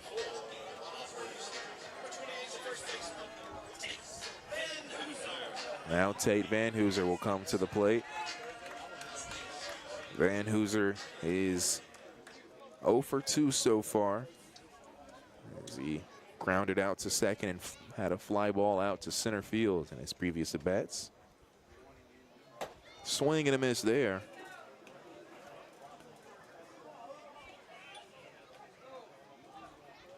So 0-1 the count with the runner at first. Hood with a short leadoff at first as well. The throw is going to be grounded but fouled into the hands of Coach Benny for the Hoppers. I'll tell you what, you don't want to throw that pitch again. Slow curveball down into the bat of Van Hooser. If he drops the bat a little bit there, that's dangerous. No balls, 2 strikes to count with no outs and a runner at first. The throw, that ball will be hit towards left center. It's going a little bit deep, and it's made right in front of the fence. And making the throw there and grab. Nice job there from Drew Robertson, going deep to grab that one. And so now Stephen Bell is at the plate. The runner stays at first. That's Carter Hood. And for the second time in a row, Van Hooser will fly out to center field. So now 1 out with the lefty Stephen Bell at the plate and a runner at first. 3-3 ball game here. Throwing over to first is Underwood, and in time is Hood.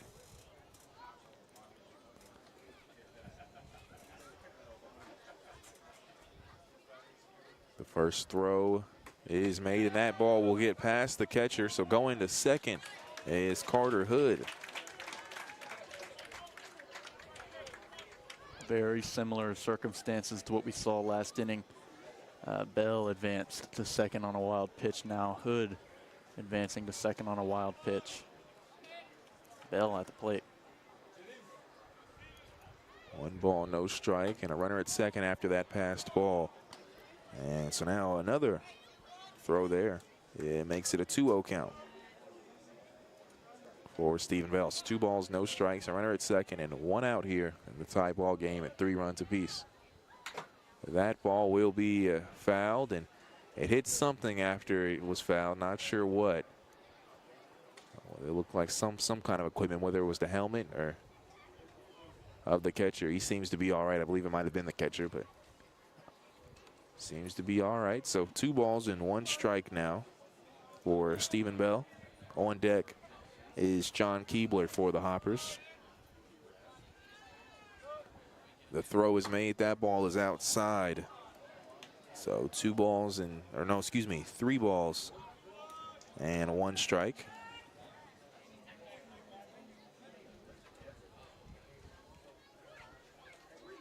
The 3-1 is going to be fouled. That one hits the screen and ends up all the way near home plate once again. Bell will pick that one up and hand it to the umpire. So now a full count. Yeah, and this pitcher not throwing slow by any means, but not nearing the speed that the starting pitcher was throwing. And these Hoppers batters are going to have to slow down their bats just a little bit. The timing is now going to be changed up. So when he's not throwing balls and he's throwing in the strike zone, do have to slow that bat down if you're a Hopper. Again, a runner at second. That's Carter Hood. Throw there will be hit towards right field. That'll be a base hit as it lands. And staying at third will be Hood. And going to second after the throw will be Bell. So a base hit for Bell. He's able to go to second. And at third base now, Carter Hood. And what an opportunity here for the Hoppers. His runners at second and third with a 1 out. And you've got your 8th batter in the lineup in John Keebler. Keebler 0 for 1 on the day. He was walked once and had a fly out to right field just in the last inning. Yeah, the Carter Hood turning third there and looking like he was going to run home actually helped out because that allowed Stephen Bell to make it a second with the overthrow to home plate. And now you have John Keebler who takes a ball there, who has a lot of plate discipline, threatening to load the bases here with only 1 out. A good decision to stay at third, too. The throw was made to home. Now, having to jump high was the catcher and Napier, but throw was still towards home as that ball is another ball on the count to make it 2-0. Yeah, I think Hood probably would have made it just considering how overthrown the ball was. Yeah. But, that probably was the right play to keep him there. That was shallow enough to where that throw could be made. So, smart decision. And that is outside there. And now instead of possibly being out at home, you've got runners at second and third pending loaded bases here with the powerful hitter in Mac Biggs in the lineup. 3-0 the count, and that one will be a walk. So Keebler walks for the 2nd time in this game. And the bases will be loaded now with Mac Biggs at the plate. Yeah, and if you're Biggs here, a player who likes to swing, and they're going to come out and talk to this pitcher on the mound. If you're Biggs, you're going to have to hold that bat up just a little bit. A hit would be great, but this pitcher has shown nothing so far that would tell you he's liable to strike you out 1, 2, 3. If you're Biggs, you really need to wait for something you like to swing on. That is a good point there, because although a big shot, grand slam possibly would be nice, a walk here would take the lead for the Hoppers. As you mentioned, there is a pitching conference going on. I want to try to take this time to look at some games across the league, and you know what, I actually can't because we are on my end. I'm dealing with technical difficulties with the cell phone, looking to get that fixed tomorrow. So going old school too, I haven't really been able to look at Game Changer tonight, so I've been keeping it strictly by the book tonight, as I always normally do, but to get some backup help with the stats and whatnot. So can't currently check any games across the league right now, but we do have a tie ball game here, I can tell you that. 3-3 with the bases loaded and Mac Biggs, the designated hitter and the 9th hole batter, up to bat. On deck is Reed Douglas. The throw, that ball is swung on and missed. Pitch was a bit low. So now 0-1 the count. Yeah, and like I said, Biggs here is really going to want to hit, because if he gets one, you're likely to score 2, but it's really smart to wait and see something you like. That throw swung on and missed again. So no balls and 2 strikes. That ball kind of has some movement to it from the right-handed pitcher. And he's hitting that outside corner these first 2 balls that have been thrown. So now 0-2 the count. That's a swing and a miss as he will go down chasing a bit. As the eyes were big there from Biggs, I'm sure. But now the second out. And Reed Douglas will get a chance.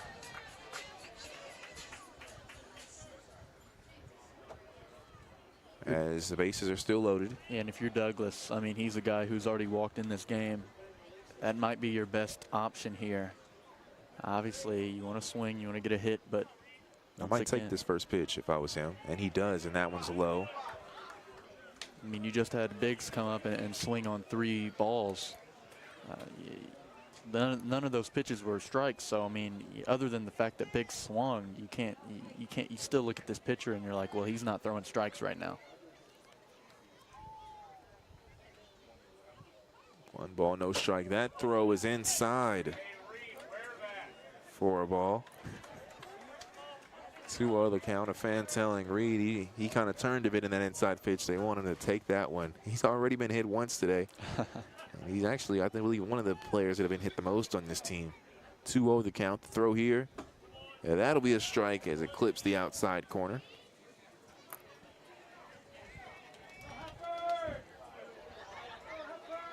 So now 2 balls and 1 strike.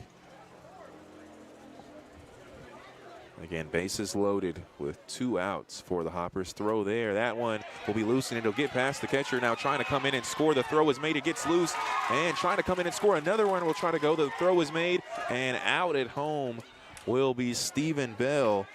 So scoring was Carter Hood after the pass ball there. And then Stephen Bell tried to do it himself, and he was thrown out for the 3rd out. But we do have a run for the Hoppers scored.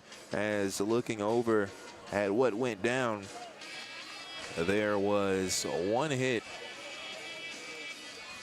There was an error as well. And there was 2 left on base. As we look over, actually just 1 left on base. And as we look over at the Manpower of Hopkinsville scoreboard, and a 1 run scored as well. So that makes it a 4-3 ball game as the Hoppers lead the full count rhythm. And the Hoppers doing a great job here of taking this game inning by inning. Again, our Manpower of Hopkinsville scoreboard is brought to you, our scoreboard is brought to you by Manpower of Hopkinsville. Looking for a job, visit Manpower on Fort Campbell Boulevard in Hopkinsville today. Let them connect you with a great position where you can start tomorrow. Again, the score 4-3.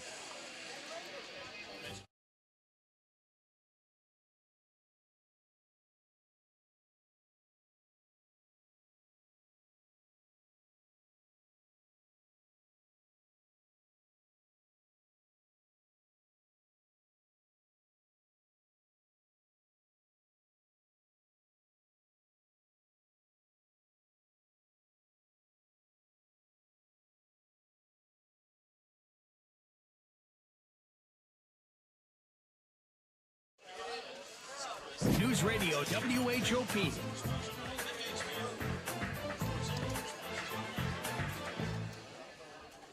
It's a 4-3 lead for the Hoppers. Dylan Eaton still pitching for the Hoppers. Drew Robertson is at the plate. That first pitch is low and outside for a ball as it gets a bit past Reed Douglas. Here in the top of the 7th inning.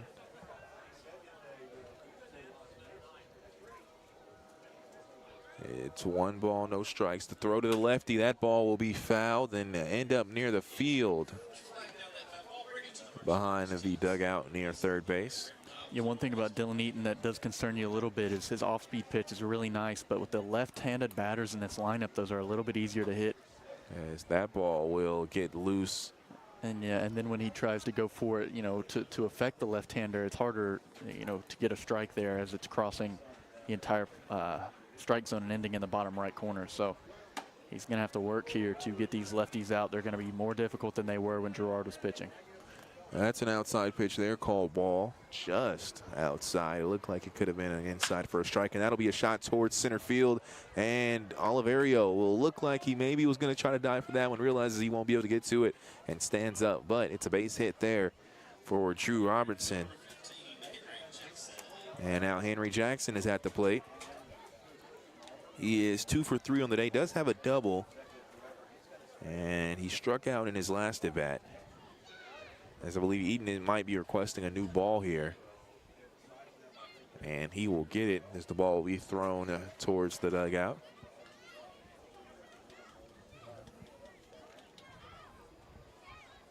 So 4-3 the score. And it's Henry Jackson to play with the runner at first. The Hoppers lead the Rhythm, and Rhythm currently batting now with the runner at first. That throw swung on and missed for the 0-1 count. Yeah, I just talked about the lefties, but you're seeing a righty here. Dylan Eaton is going to have to take advantage when facing these right-handed batters and get them while he can. And that will be a high grounder thrown to second. That's an out throw to first, and a double play there. 6-4-3. And that will retire 2 batters there. A nice job from the Hoppers. A nice job from John Keebler to corral that ball. Those bounce higher off the dirt, and he had to quickly get his glove up to get that ball not allowed to go into the outfield. He's having quite a day on defense, I'll say that today. He's also walked a couple times. He's having a day. That throw is a strike called. Sam Slaughter is at the plate. Left-handed batter back in the count. He's having some words with the umpire, trying to determine what that strike was called for, as that is going to be a fly ball out to the children in the field. And there's a race to it. It was a kid that was way closer to it than everyone else. They were waiting for it. 0-2 the count now. Again, Sam Slaughter at the plate, the designated hitter. The throw, and that one just a bit outside, makes it a 1-2 count. Slaughter from Belmont University, originally from Smyrna, Tennessee. A lot of Tennessee colleges in this lineup. 1 ball, 2 strikes now with 2 outs. The throw, breaking ball, and that one, oh my goodness. It looks good from here, but it is called a ball. So now 2 balls and 2 strikes with 2 outs. And Eaton on the mound preparing for this 2-2 throw. Here it is. That one is low and inside. That is a definite ball there, which fills up the count at 3-2.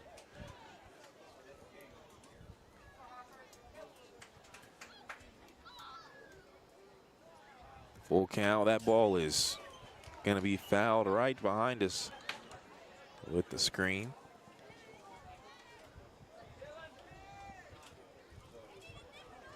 So the count remains the same at 3-2.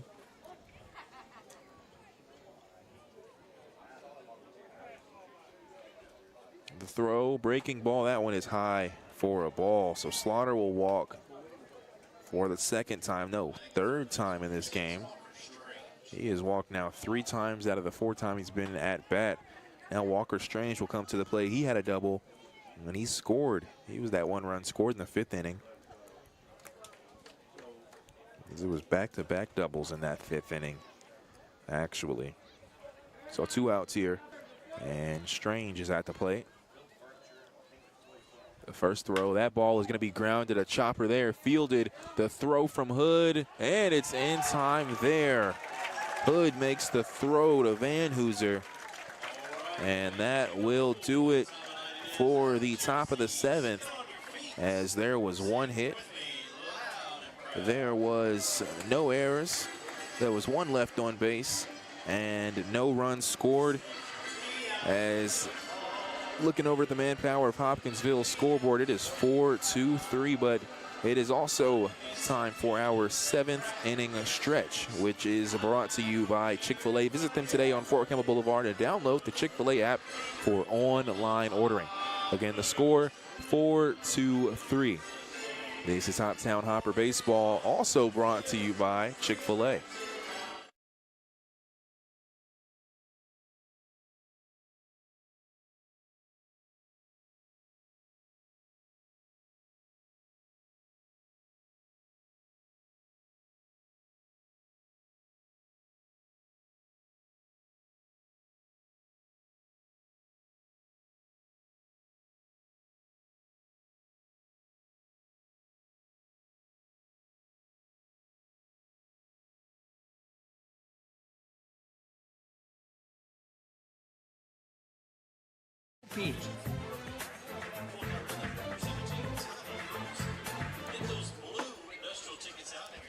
And it's a new pitcher for the full count rhythm, Tyler Cruz.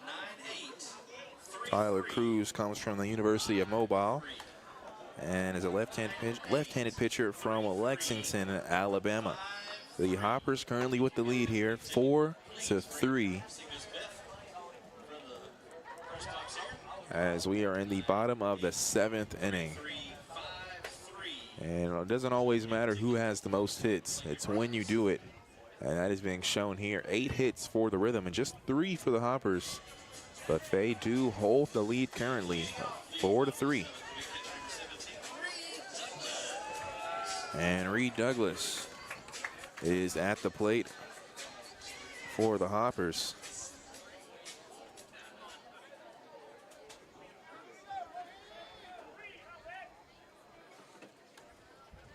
Throw there is inside.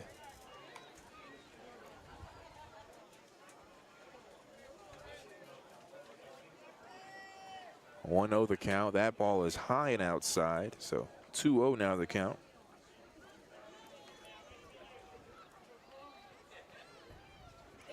Reed Douglas was walked in his last at bat and did end up scoring in that 5th inning. Strike called there, so 2 balls and 1 strike.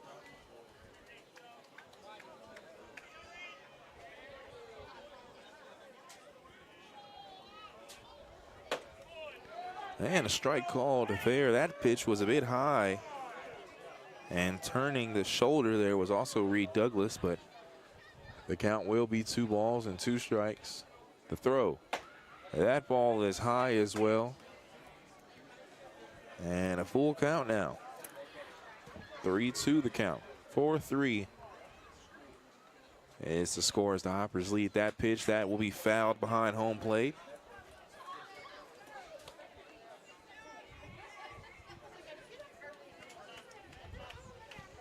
And a nice long at-bat to get this pitcher's day started here. And immediately make him go to work. The throw there will be an inside strikeout there. And Douglas will be retired.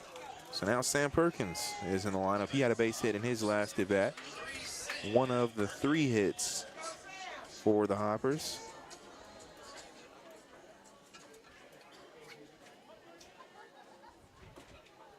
And 1 out here. The throw.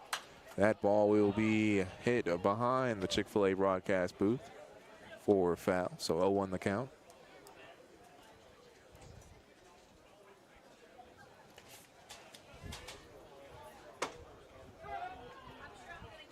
And that's a strike call. So now no balls and 2 strikes. That ball will be hit towards right field. It's tracked down and caught there for the fly out. So quickly 2 outs here for the Hoppers. And now Luis Vergara, also coming off of a hit, will be at the plate. Had a double in that 5th inning. Again, 4-3 the score as the Hoppers lead the Rhythm. Throw there is inside for a ball. 1-0 the count. If Vergara reaches space, Oliverio's on deck. That is a strike called there. So 1-1 the count.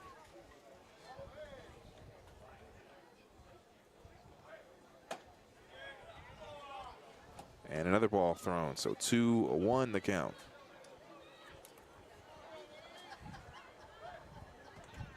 The 2-1 pitch, check swing. He did go on that inside pitch. So now 2-2 is your count. And that is an inside pitch. A lot of these, like almost all of them, have been an inside, as that now makes it a full count with 2 outs here. The 3-2, it is outside there. So Vergara will be walked for the first time tonight, and Adam Oliverio will now come to the plate. Oliverio 0 for 3 so far in this game. Also looking to get some things going.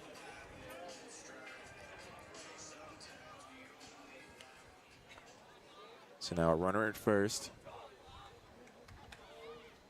And it's a 4-3 ball game with the Hoppers lead. He'll ground over to shortstop, and that one bounces right over the head of the shortstop. Vergara will stay at second, and Oliverio gets his first base hit of the game, as that ball had just enough bounce to get over the third baseman, Walker Strange. Yeah, and we've talked about it. When those balls hit the dirt there, they like to bounce high. And the Hoppers have an advantage in that department. They're used to it. We saw Keebler earlier know that was coming, and he handled it for a double play. And that time, the third baseman was not expecting it, bounced straight over him. So 2 outs, the throw inside, and that actually will hit Carter Hood. All of a sudden, you're in a really good spot. Oh, yeah. 2 outs on the board, which is not, you know, the greatest thing in the world, but loaded bases with a guy who nearly hit a home run in his last at-bat is not something you're going to scoff at. And so 2 outs here, as home plate is currently being cleaned.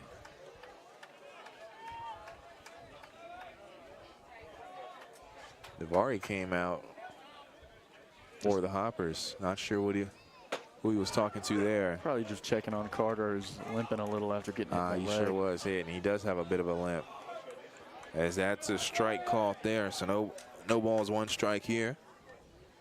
That throw, swing and a miss. So 0-2 the count. Yeah, he's searching for one. He had good timing on that last one, just threw the bat a little too low. The 0-2, that ball is inside. So 1 ball and 2 strikes here.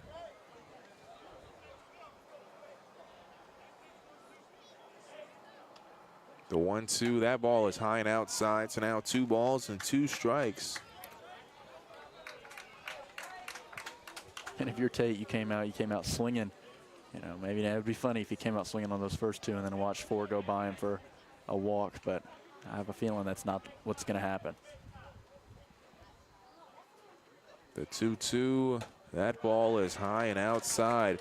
Bases loaded here with a full count and 2 outs. Yeah, and the pressure is on both the hitter and the pitcher in this position. See who breaks first. The throw is swung on and missed there. So that will do it for the Hoppers, as there was 1 hit. There were no errors. There were 3 left on base, and no runs scored as we head to the top of the 8th inning. Looking over the manpower of Hopkinsville scoreboard, it's 4-3.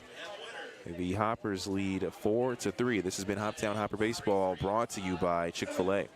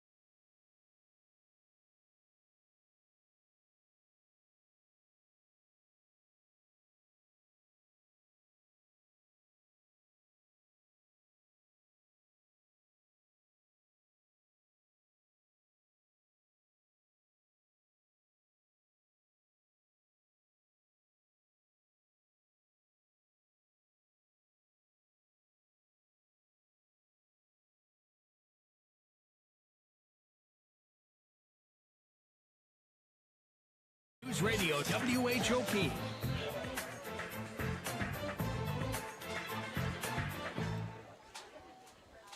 First pitch is low and inside as the Hoppers are on the field as they are facing the full count rhythm and currently lead right now 4-3. That ball will be grounded towards the shortstop. A slow roller. The throw is made and it's in time. Extending fully there with Tate Van Hooser making the grab. And I'll knock on wood when I say it because there has been a couple errors, but not many in this game. The infield for the Hoppers tonight has been absolutely fantastic. All 4 of them. The outfield hasn't seen a ton of action, but the infield has been on probably the best I've seen him play. Josh Seiler now at the plate after 1 out. It's a 4-3 ball game. The Hoppers lead the full count rhythm. Full count rhythm are the best team in the OVL. The only team over 20 wins, 22-9 on the season. This would be a big win for the Hoppers, who have already beaten the full count rhythm, might I say that. And a strike called there, so now 1 ball and 1 strike.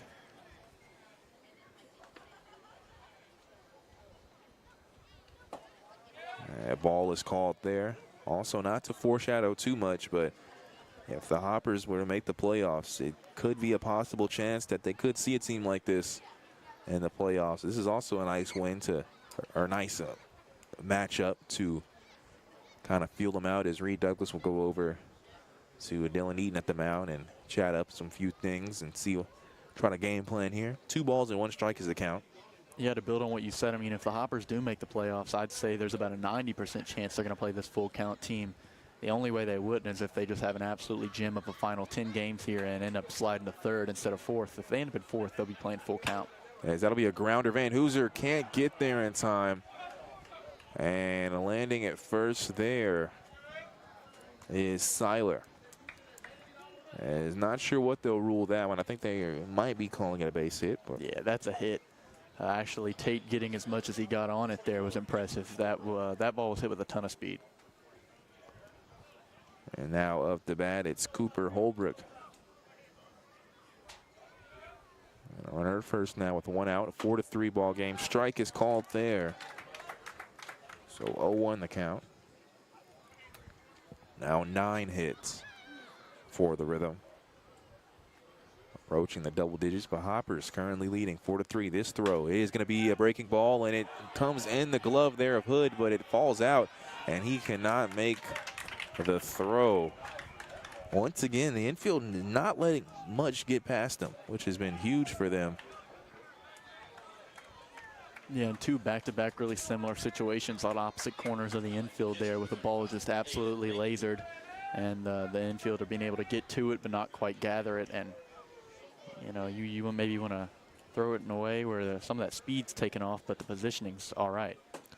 That's an outside pitch there. 1-0 the count to Aiden Napier. Runners at first and second for the rhythm with 1 out. Throw there, check swing, or not even a check swing. Bat came off the shoulder, but regardless, it's a strike call. So now 1 ball, 1 strike with the 1 out.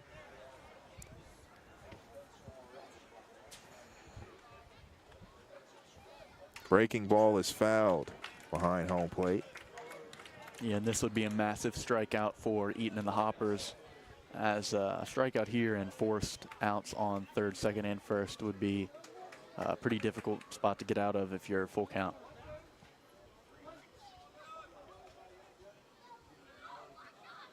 The 1 ball and 2 strikes. Runners at first and second.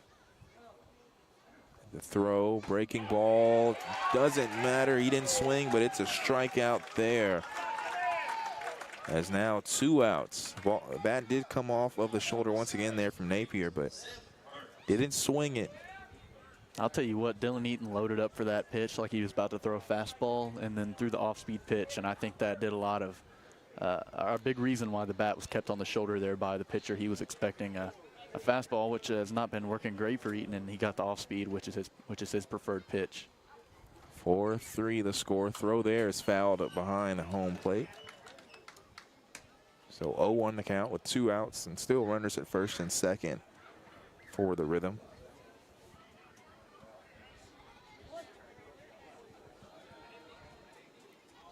Zeb Burns at the plate.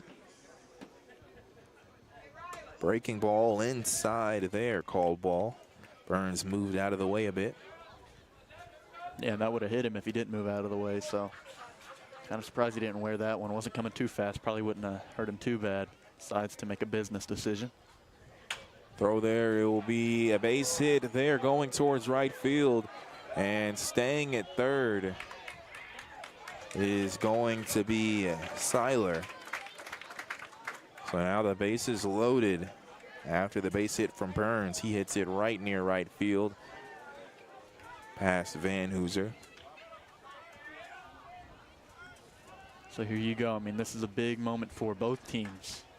If you're the Hoppers, 2 outs on the board, and you have a forced out at every base. And if you're the Rhythm, you kind of need this one to get into the outfield.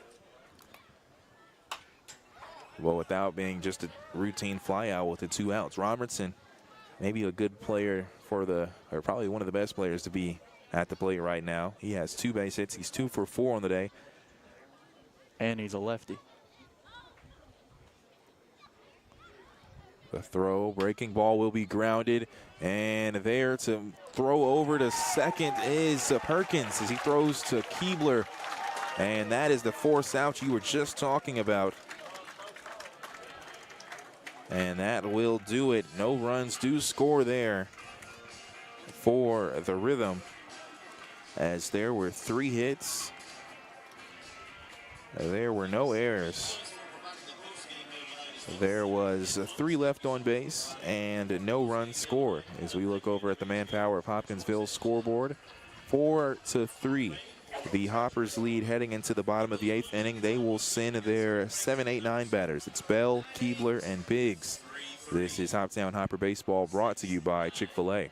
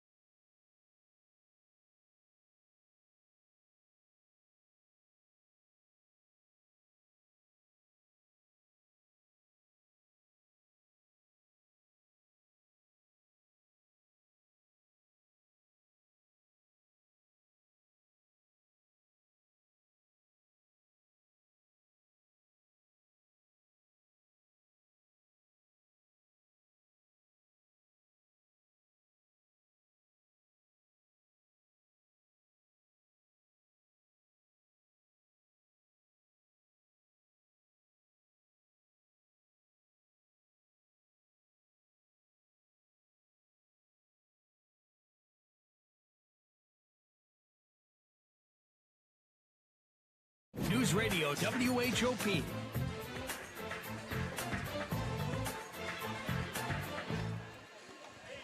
And it's another new pitcher now for the full count Rhythm. Number 29, Logan Harrell from Trevecca Nazarene University. He's a right-handed pitcher, and he comes out of Hendersonville, Tennessee. And I'll tell you what, this is the 4th pitcher we've seen already in this game for the Rhythm, and this is not something we've been used to seeing from them. They're a team that has been pretty solid with their starter going deep and their reliever coming in and finishing it out. 2 pitchers is what they've been used to, 3 at max. And tonight, the Hoppers are kind of forcing them to use more pitchers because they are taking full advantage of the opportunities given to them. And you just can't have these pitchers going out there for long innings if they're gonna keep walking guys, because the Hoppers are down to walk. Stephen Bell is at the plate. That is an inside pitch called strike.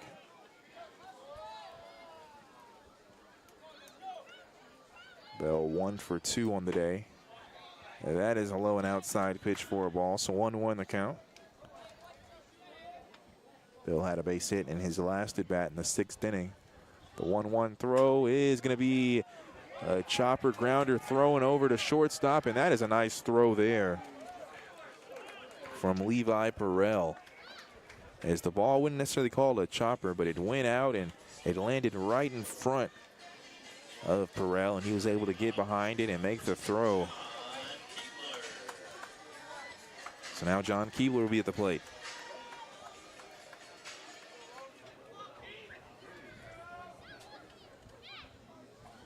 Keebler has walked twice in this game. That's a strike there, just a bit high for an 0-1 count. As that ball sounded like maybe a chipped bat, as that will land near right field, and it bounces right in between the second baseman and right fielder for the Rhythm. Yeah, that sounded like something was up with that bat.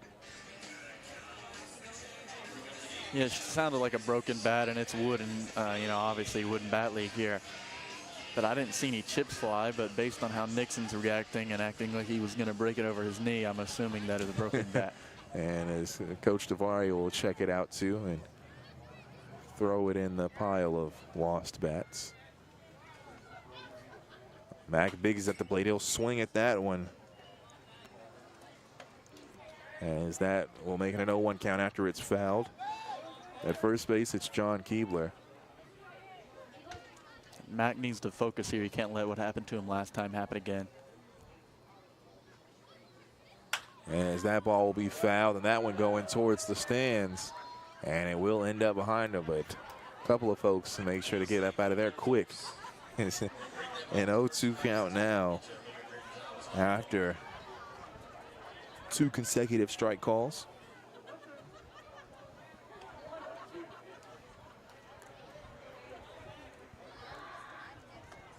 Again, Keebler is at first base with 1 out. That is a swing and a miss, and Biggs will strike out. As now 2 outs, and Reed Douglas will come back to the plate.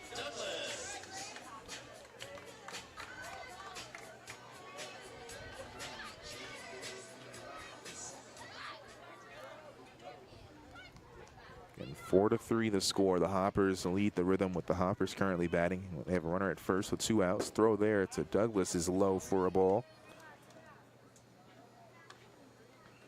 The bottom of the 8th inning. The Rhythm will have to score in the top of the 9th. This will be a done deal here at Colonel Field. That is right down the middle, a strike called. So now 1 ball, 1 strike.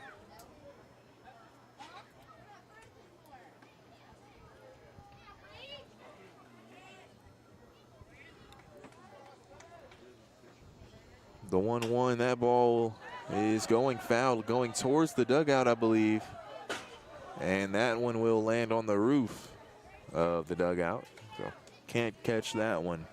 Can the first baseman for the Rhythm, Josh Seiler. So now 1 ball, 2 strikes.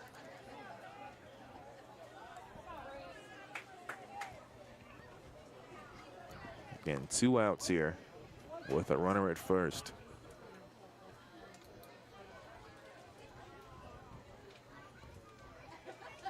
Is trying to steal there and having to come back now after that foul ball from Douglas was Keebler going to second.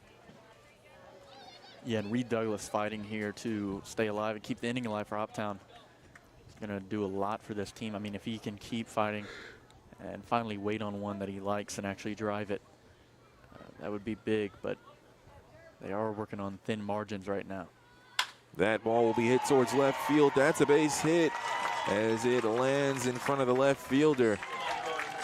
And staying alive is the Hoppers here in this inning with Douglas at first and John Keebler at second. Now Sam Perkins will come to the plate. He had a fly ball out to right field in his last at bat.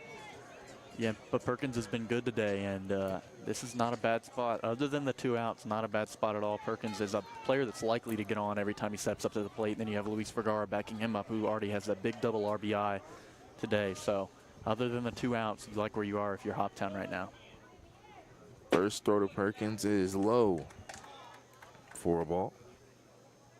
So 1-0 the count. Starting to get a bit chilly here at Colonel Field. Temperature's going down. At least to me, it's getting a little bit chilly. 1-0 the count is that ball. Another foul ball. And I believe that one will be out of play as well as it lands. I'm not sure if that was the dugout or the hitting facility for the Hoppers, but it landed on some kind of roof. So now 1 ball, 1 strike.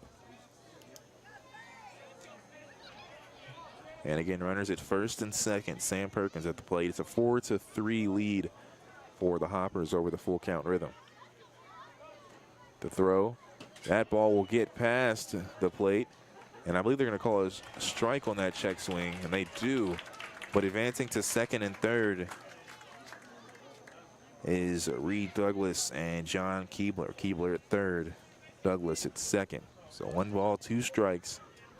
2 runners in scoring position in a 4-3 ball game for the Hoppers as they can provide some insurance runs here. Perkins needs to lock in this at bat right now.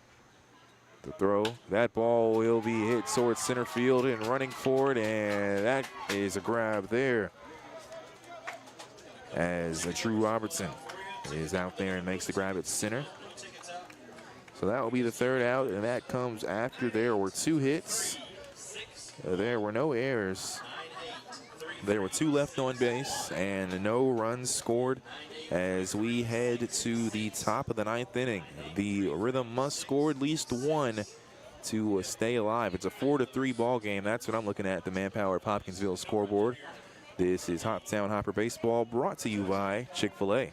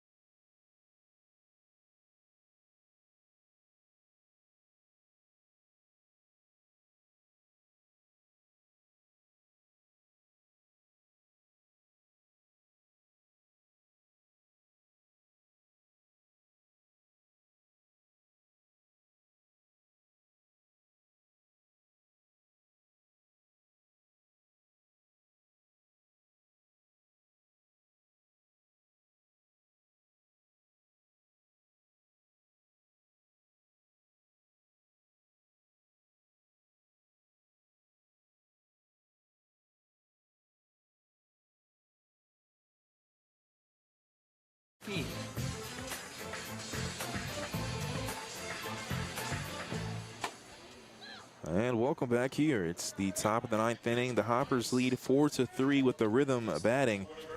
And the Rhythm must score at least 1 run here to stay alive in this ball game. And staying on the mound, it'll be Dylan Eaton. Ethan and I were discussing kind of untraditional for the Hoppers here to not throw out a new pitcher, as they are putting some faith here in Dylan Eaton, as that pitch will be high and inside. But I'll tell you that they have 2 pitchers warming up, and I can probably guess who they are. And that pitch is a strike. If Eaton walks, I wouldn't be surprised if Eaton walks 1 batter if they bring out a new pitcher. Nothing against Eaton. It's just we're used to seeing a closer come out in the 9th inning. 1 ball and 1 strike. That is a strike called there. So now 1-2 the count. Henry Jackson, the 2nd batter. And the Rhythm lineup is starting things off. On deck is Walker Strange.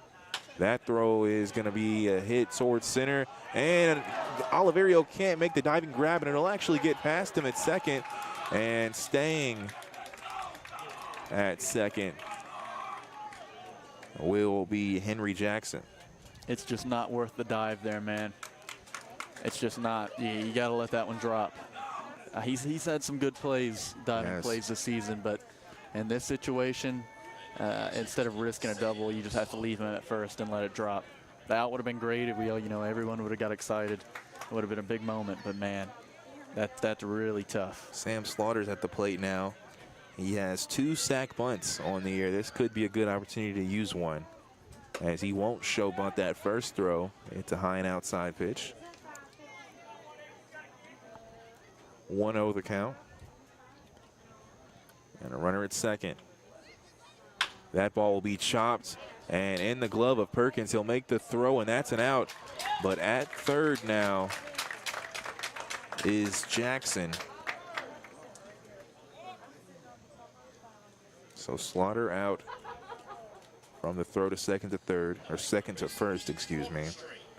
And now Walker Strange will come to the plate with a runner at third. So now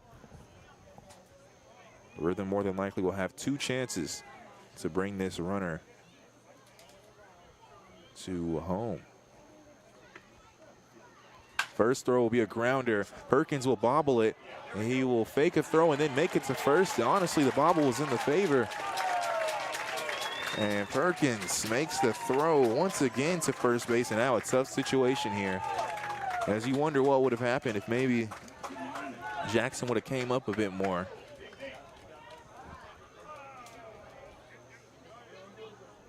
Yeah, I mean, they're walking, Coach Devari's walking up to the mound now to talk with Eaton, and I don't know if that means they're going to bring a closer in to get this final out, or if he's going to check up with him. As he's nodding his head over at Eaton, I think they're probably like, "You going to do this? You got this?" I think that might have been exactly what that was. You want me to bring a closer out, or are you going to finish things off here? And I think Eaton was like, "Let me finish this." That's my guess of what that conversation was like. But we've got a runner at third here, and Levi Perrell. He does have a double, but that is his only hit. He's 1 for 4 on the day. And he will be hit by the pitch there. It's actually not the worst thing in the world, because now you open up the second base to also being a force out. That is very true. So that's much, much, much better than giving up a hit. I'll say that. Let's hear it for you, Hopper fans. Let's hear it. Now Josh Seiler will come to the plate. He's also 1 for 4, but his last at bat was a base hit. As Dylan Eaton. And there is actually Mike Albin's going to come out of the dugout. And I think they might switch things up here. I think he kind of does the cutthroat motion, so I think they are going to take Eaton out of this game. And I'm not sure which closer they're going to use. It's going to be Chase Gruno. And I think you are exactly right. So Eaton does not get to finish this game, but he did put the Hoppers in a good spot. So all credit is towards him there. And there is going to be a pitching change. So we'll go ahead and let Chase Gruno warm up here. He's going to face a runner at third with 2 outs, and he's going to face a 1 for 4 batter in Josh Seiler. As the Hoppers can end things here as they lead 4-3. Looking at the manpower of Hopkinsville scoreboard. We'll take a quick break, let him warm up. When we come back, we'll have more Hopper baseball brought to you by Chick-fil-A.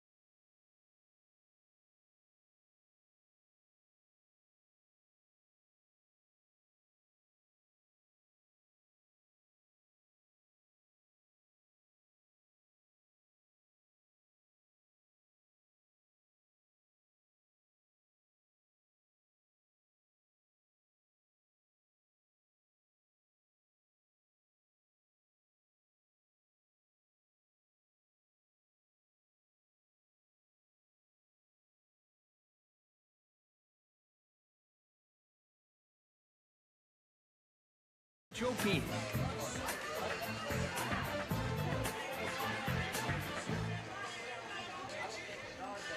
And at the mound right now is Chase Gruno. He is awaiting Josh Seiler for the full count rhythm. As it's a 4-3 lead for the Hoppers here. And a runner at third for the rhythm. And the top of the 9th inning. If the Hoppers can prevent a run here, they win this ball game.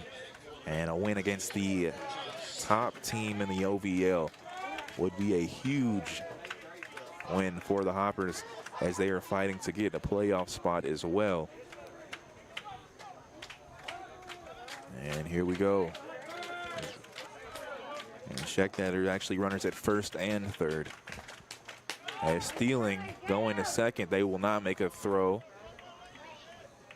So Perrell will make it to second. That first pitch was a ball as well. Now runners at second and third.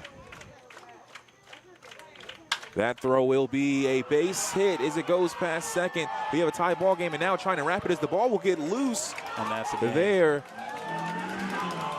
And Rhythm takes the lead. Oliverio, I believe, tried to pick the ball up, and it got a bit loose from him.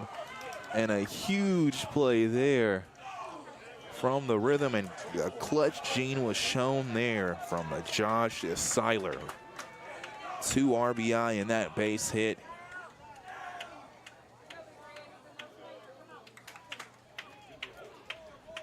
Now a 5-4 lead for the Rhythm. And the tide has changed waves here at Colonel Field. But if you're the Hoppers, this game is not over here in the top of the 9th inning. And you got to think that, as that'll be an inside pitch.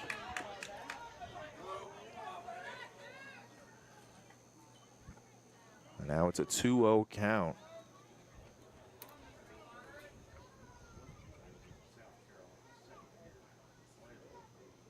The throw, that ball will be hit towards center field. It looks like it has some distance on it, and it will land right at the fence.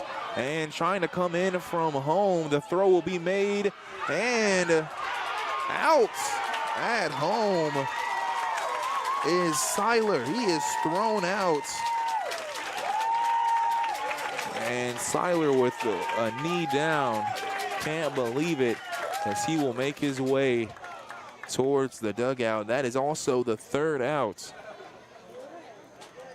And in that inning, there were 2 hits. There was no errors. There was 1 left on base. And 2 runs scored. As we head to the bottom of the 9th inning, checking the manpower of Hopkinsville scoreboard, 5-4. The Rhythm have taken the lead, and now it's up to the Hoppers to score at least 1 run, as they will send their 3, 4, and 5 batters. It's Luis Vergara, Dom Oliverio, and Carter Hood. This is Hoptown Hopper Baseball, brought to you by Chick-fil-A.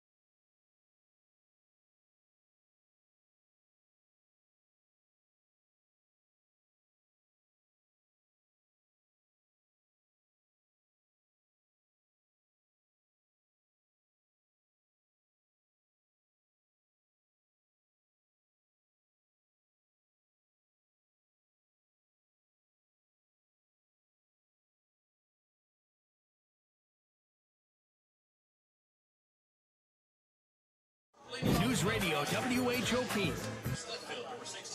News Radio WHOP.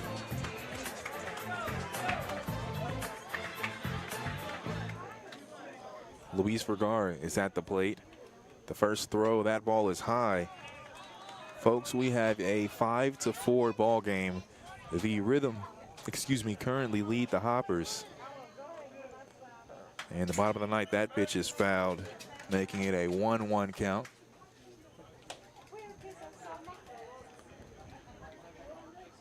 It was a 4-3 ball game before the Rhythm tagged on 2 runs in that top of the 9th inning to survive, and now it's the Hoppers trying to survive here. That pitch is too high, so now 2 balls and 1 strike. On deck is Oliverio. This is a 3-4-5 start in the bottom of the 9th for Hoppers. A pretty nice spot for them. And it's the 2-1, and that ball is low. It hits near home plate, and that gets past the catcher. Now it's a 3-1 count. It's Vergara right now facing the 3-1. Then after that, it's Dom Oliverio and Carter Hood. The 3-1, that ball is a strike there. Low and outside. Vergara started to make his way towards first base, but the pitch called strike. So now a full count here. 3-2. That ball will be fouled as that one is going towards the hitting facility. Yeah, and if you're Luis here, a player who's been known to have long at-bats in these kinds of situations, someone you like to see, don't chase anything. The full count pitch. That ball foul behind home plate. And back-to-back foul balls now. Things have gotten interesting as Luis Vergara will walk over and hand the ball to the umpire. Coach Benny from third base was starting to run forward, and if I'm Luis, I might think to myself, like, I might let him get in. I want to stay locked in here, but Luis, a veteran on this team, not sure much can shake his composure here as the full count throw is going to be outside for a walk. And discipline shown there from Vergara. And now a runner on base. The tying run is at first. And that go-ahead is just walked to the plate possibly. That's Dom Oliverio. He is 1 for 4 on the night. His most recent at-bat, it was a hit. And there's going to be a pitching conference, as it looks like most of the infield is going to come in here. Yeah, and all this will be is a conference. They don't have anyone warming up in the bullpen, and this pitcher has pitched well since he came in the last inning, so they're probably just trying to check up on things, try not to walk any more batters. If you're Dom Oliverio, and he's going to want to swing here and get a hit, you also have to have that in the back of your head. This pitcher has walked several batters, and that the Hoppers have done a really good job tonight walking, and that it's not vital that you get the hit, just vital that you get on base. A hit wouldn't hurt, don't get me wrong, but you don't want to strike out. That's the last thing you want.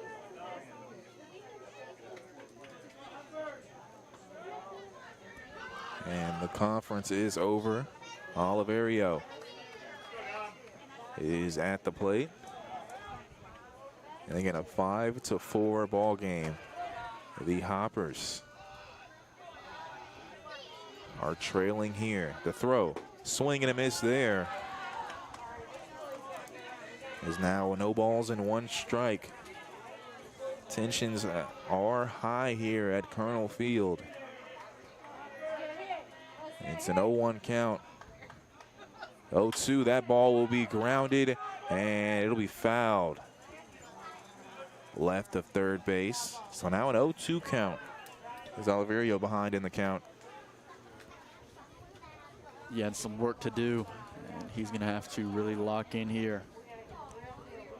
At the very least, you want to get this into play, but several ways this could go, but the last way you want it to go is a strikeout. So if you're Oliverio, even several fouls here would be nice. You get some pitches up on this pitcher at the very least. 0-2 the count. The throw is going to be just outside there. A nice look there from Oliverio. So now 1-2 the count. Yeah, that was a big boy take. That was close.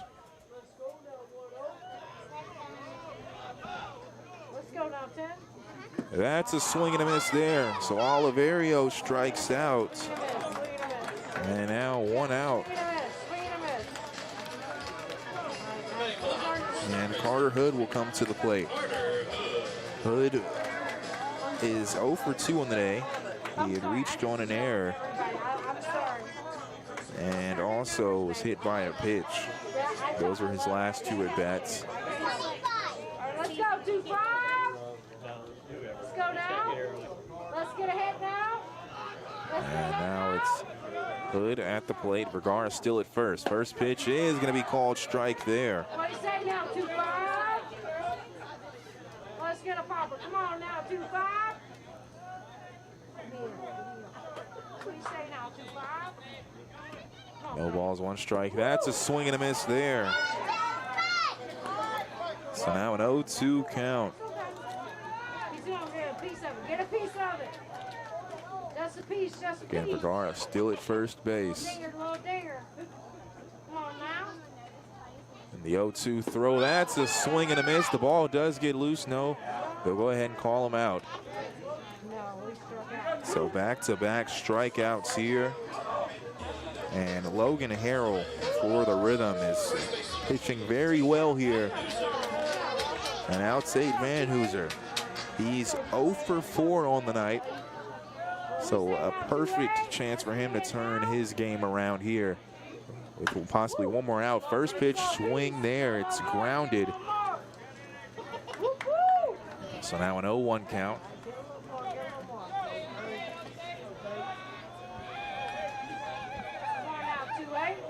No balls, one strike. That throw will be chopped. The pitcher will field it, the catcher will make the throw. It's thrown, and it'll get loose, and that ball's all the way in the bullpen, and it's still getting loose. Now Vergara is going to stay at third, and the throw was made. Vergara stayed at third. Could he have made it home? We will never know. And things have gotten interesting here, as it's 2 outs with runners at now at second and third, and Stephen Bell is at the plate. I'm almost 100% positive if Vergara hadn't slowed up at all, he would have made it home. That's tough. And that is a foul ball. That'll go in the field near the kiddos. No one was hurt there. Now 0-1 the count. For another first pitch swing there. And 2 outs here, a 5-4 ball game. The Rhythm lead the Hoppers. And that will be another foul ball there. A laser goes past the dugout of the Rhythm over the fence. And now an 0-2 count. If the Hoppers can't get a run here, they lose the game here in the bottom of the ninth as they trail 5-4, but they have runners at second and third. And it's an 0-2 count here for the lefty, Stephen Bell. The throw is inside for a ball. So now 1 ball, 2 strikes. And fans on the edge of their seats here. There's a big moment here in the ball game. 1-2 the count.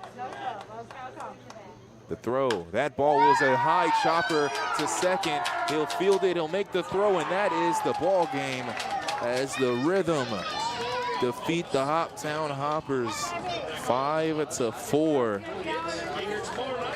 And a nice comeback there for the Rhythm in that last inning as they get the job done.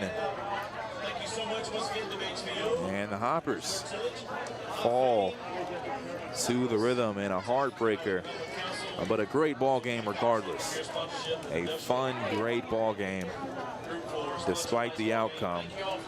But a 5-4 loss is the result,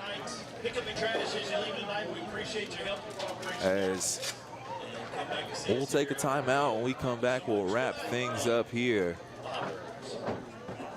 And again, 5-4. The Hoppers defeat the full count Rhythm. As we'll take a quick timeout, be back with our post-game show here. This is Hoptown Hopper Baseball, brought to you by Chick-fil-A.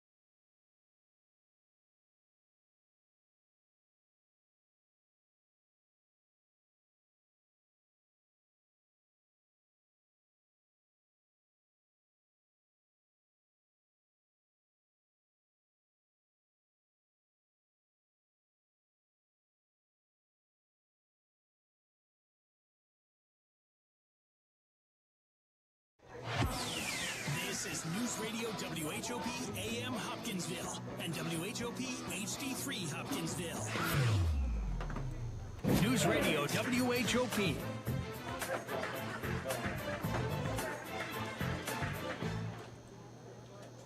And wrapping things up here as the full count Rhythm take down the Hoptown Hoppers 5-4.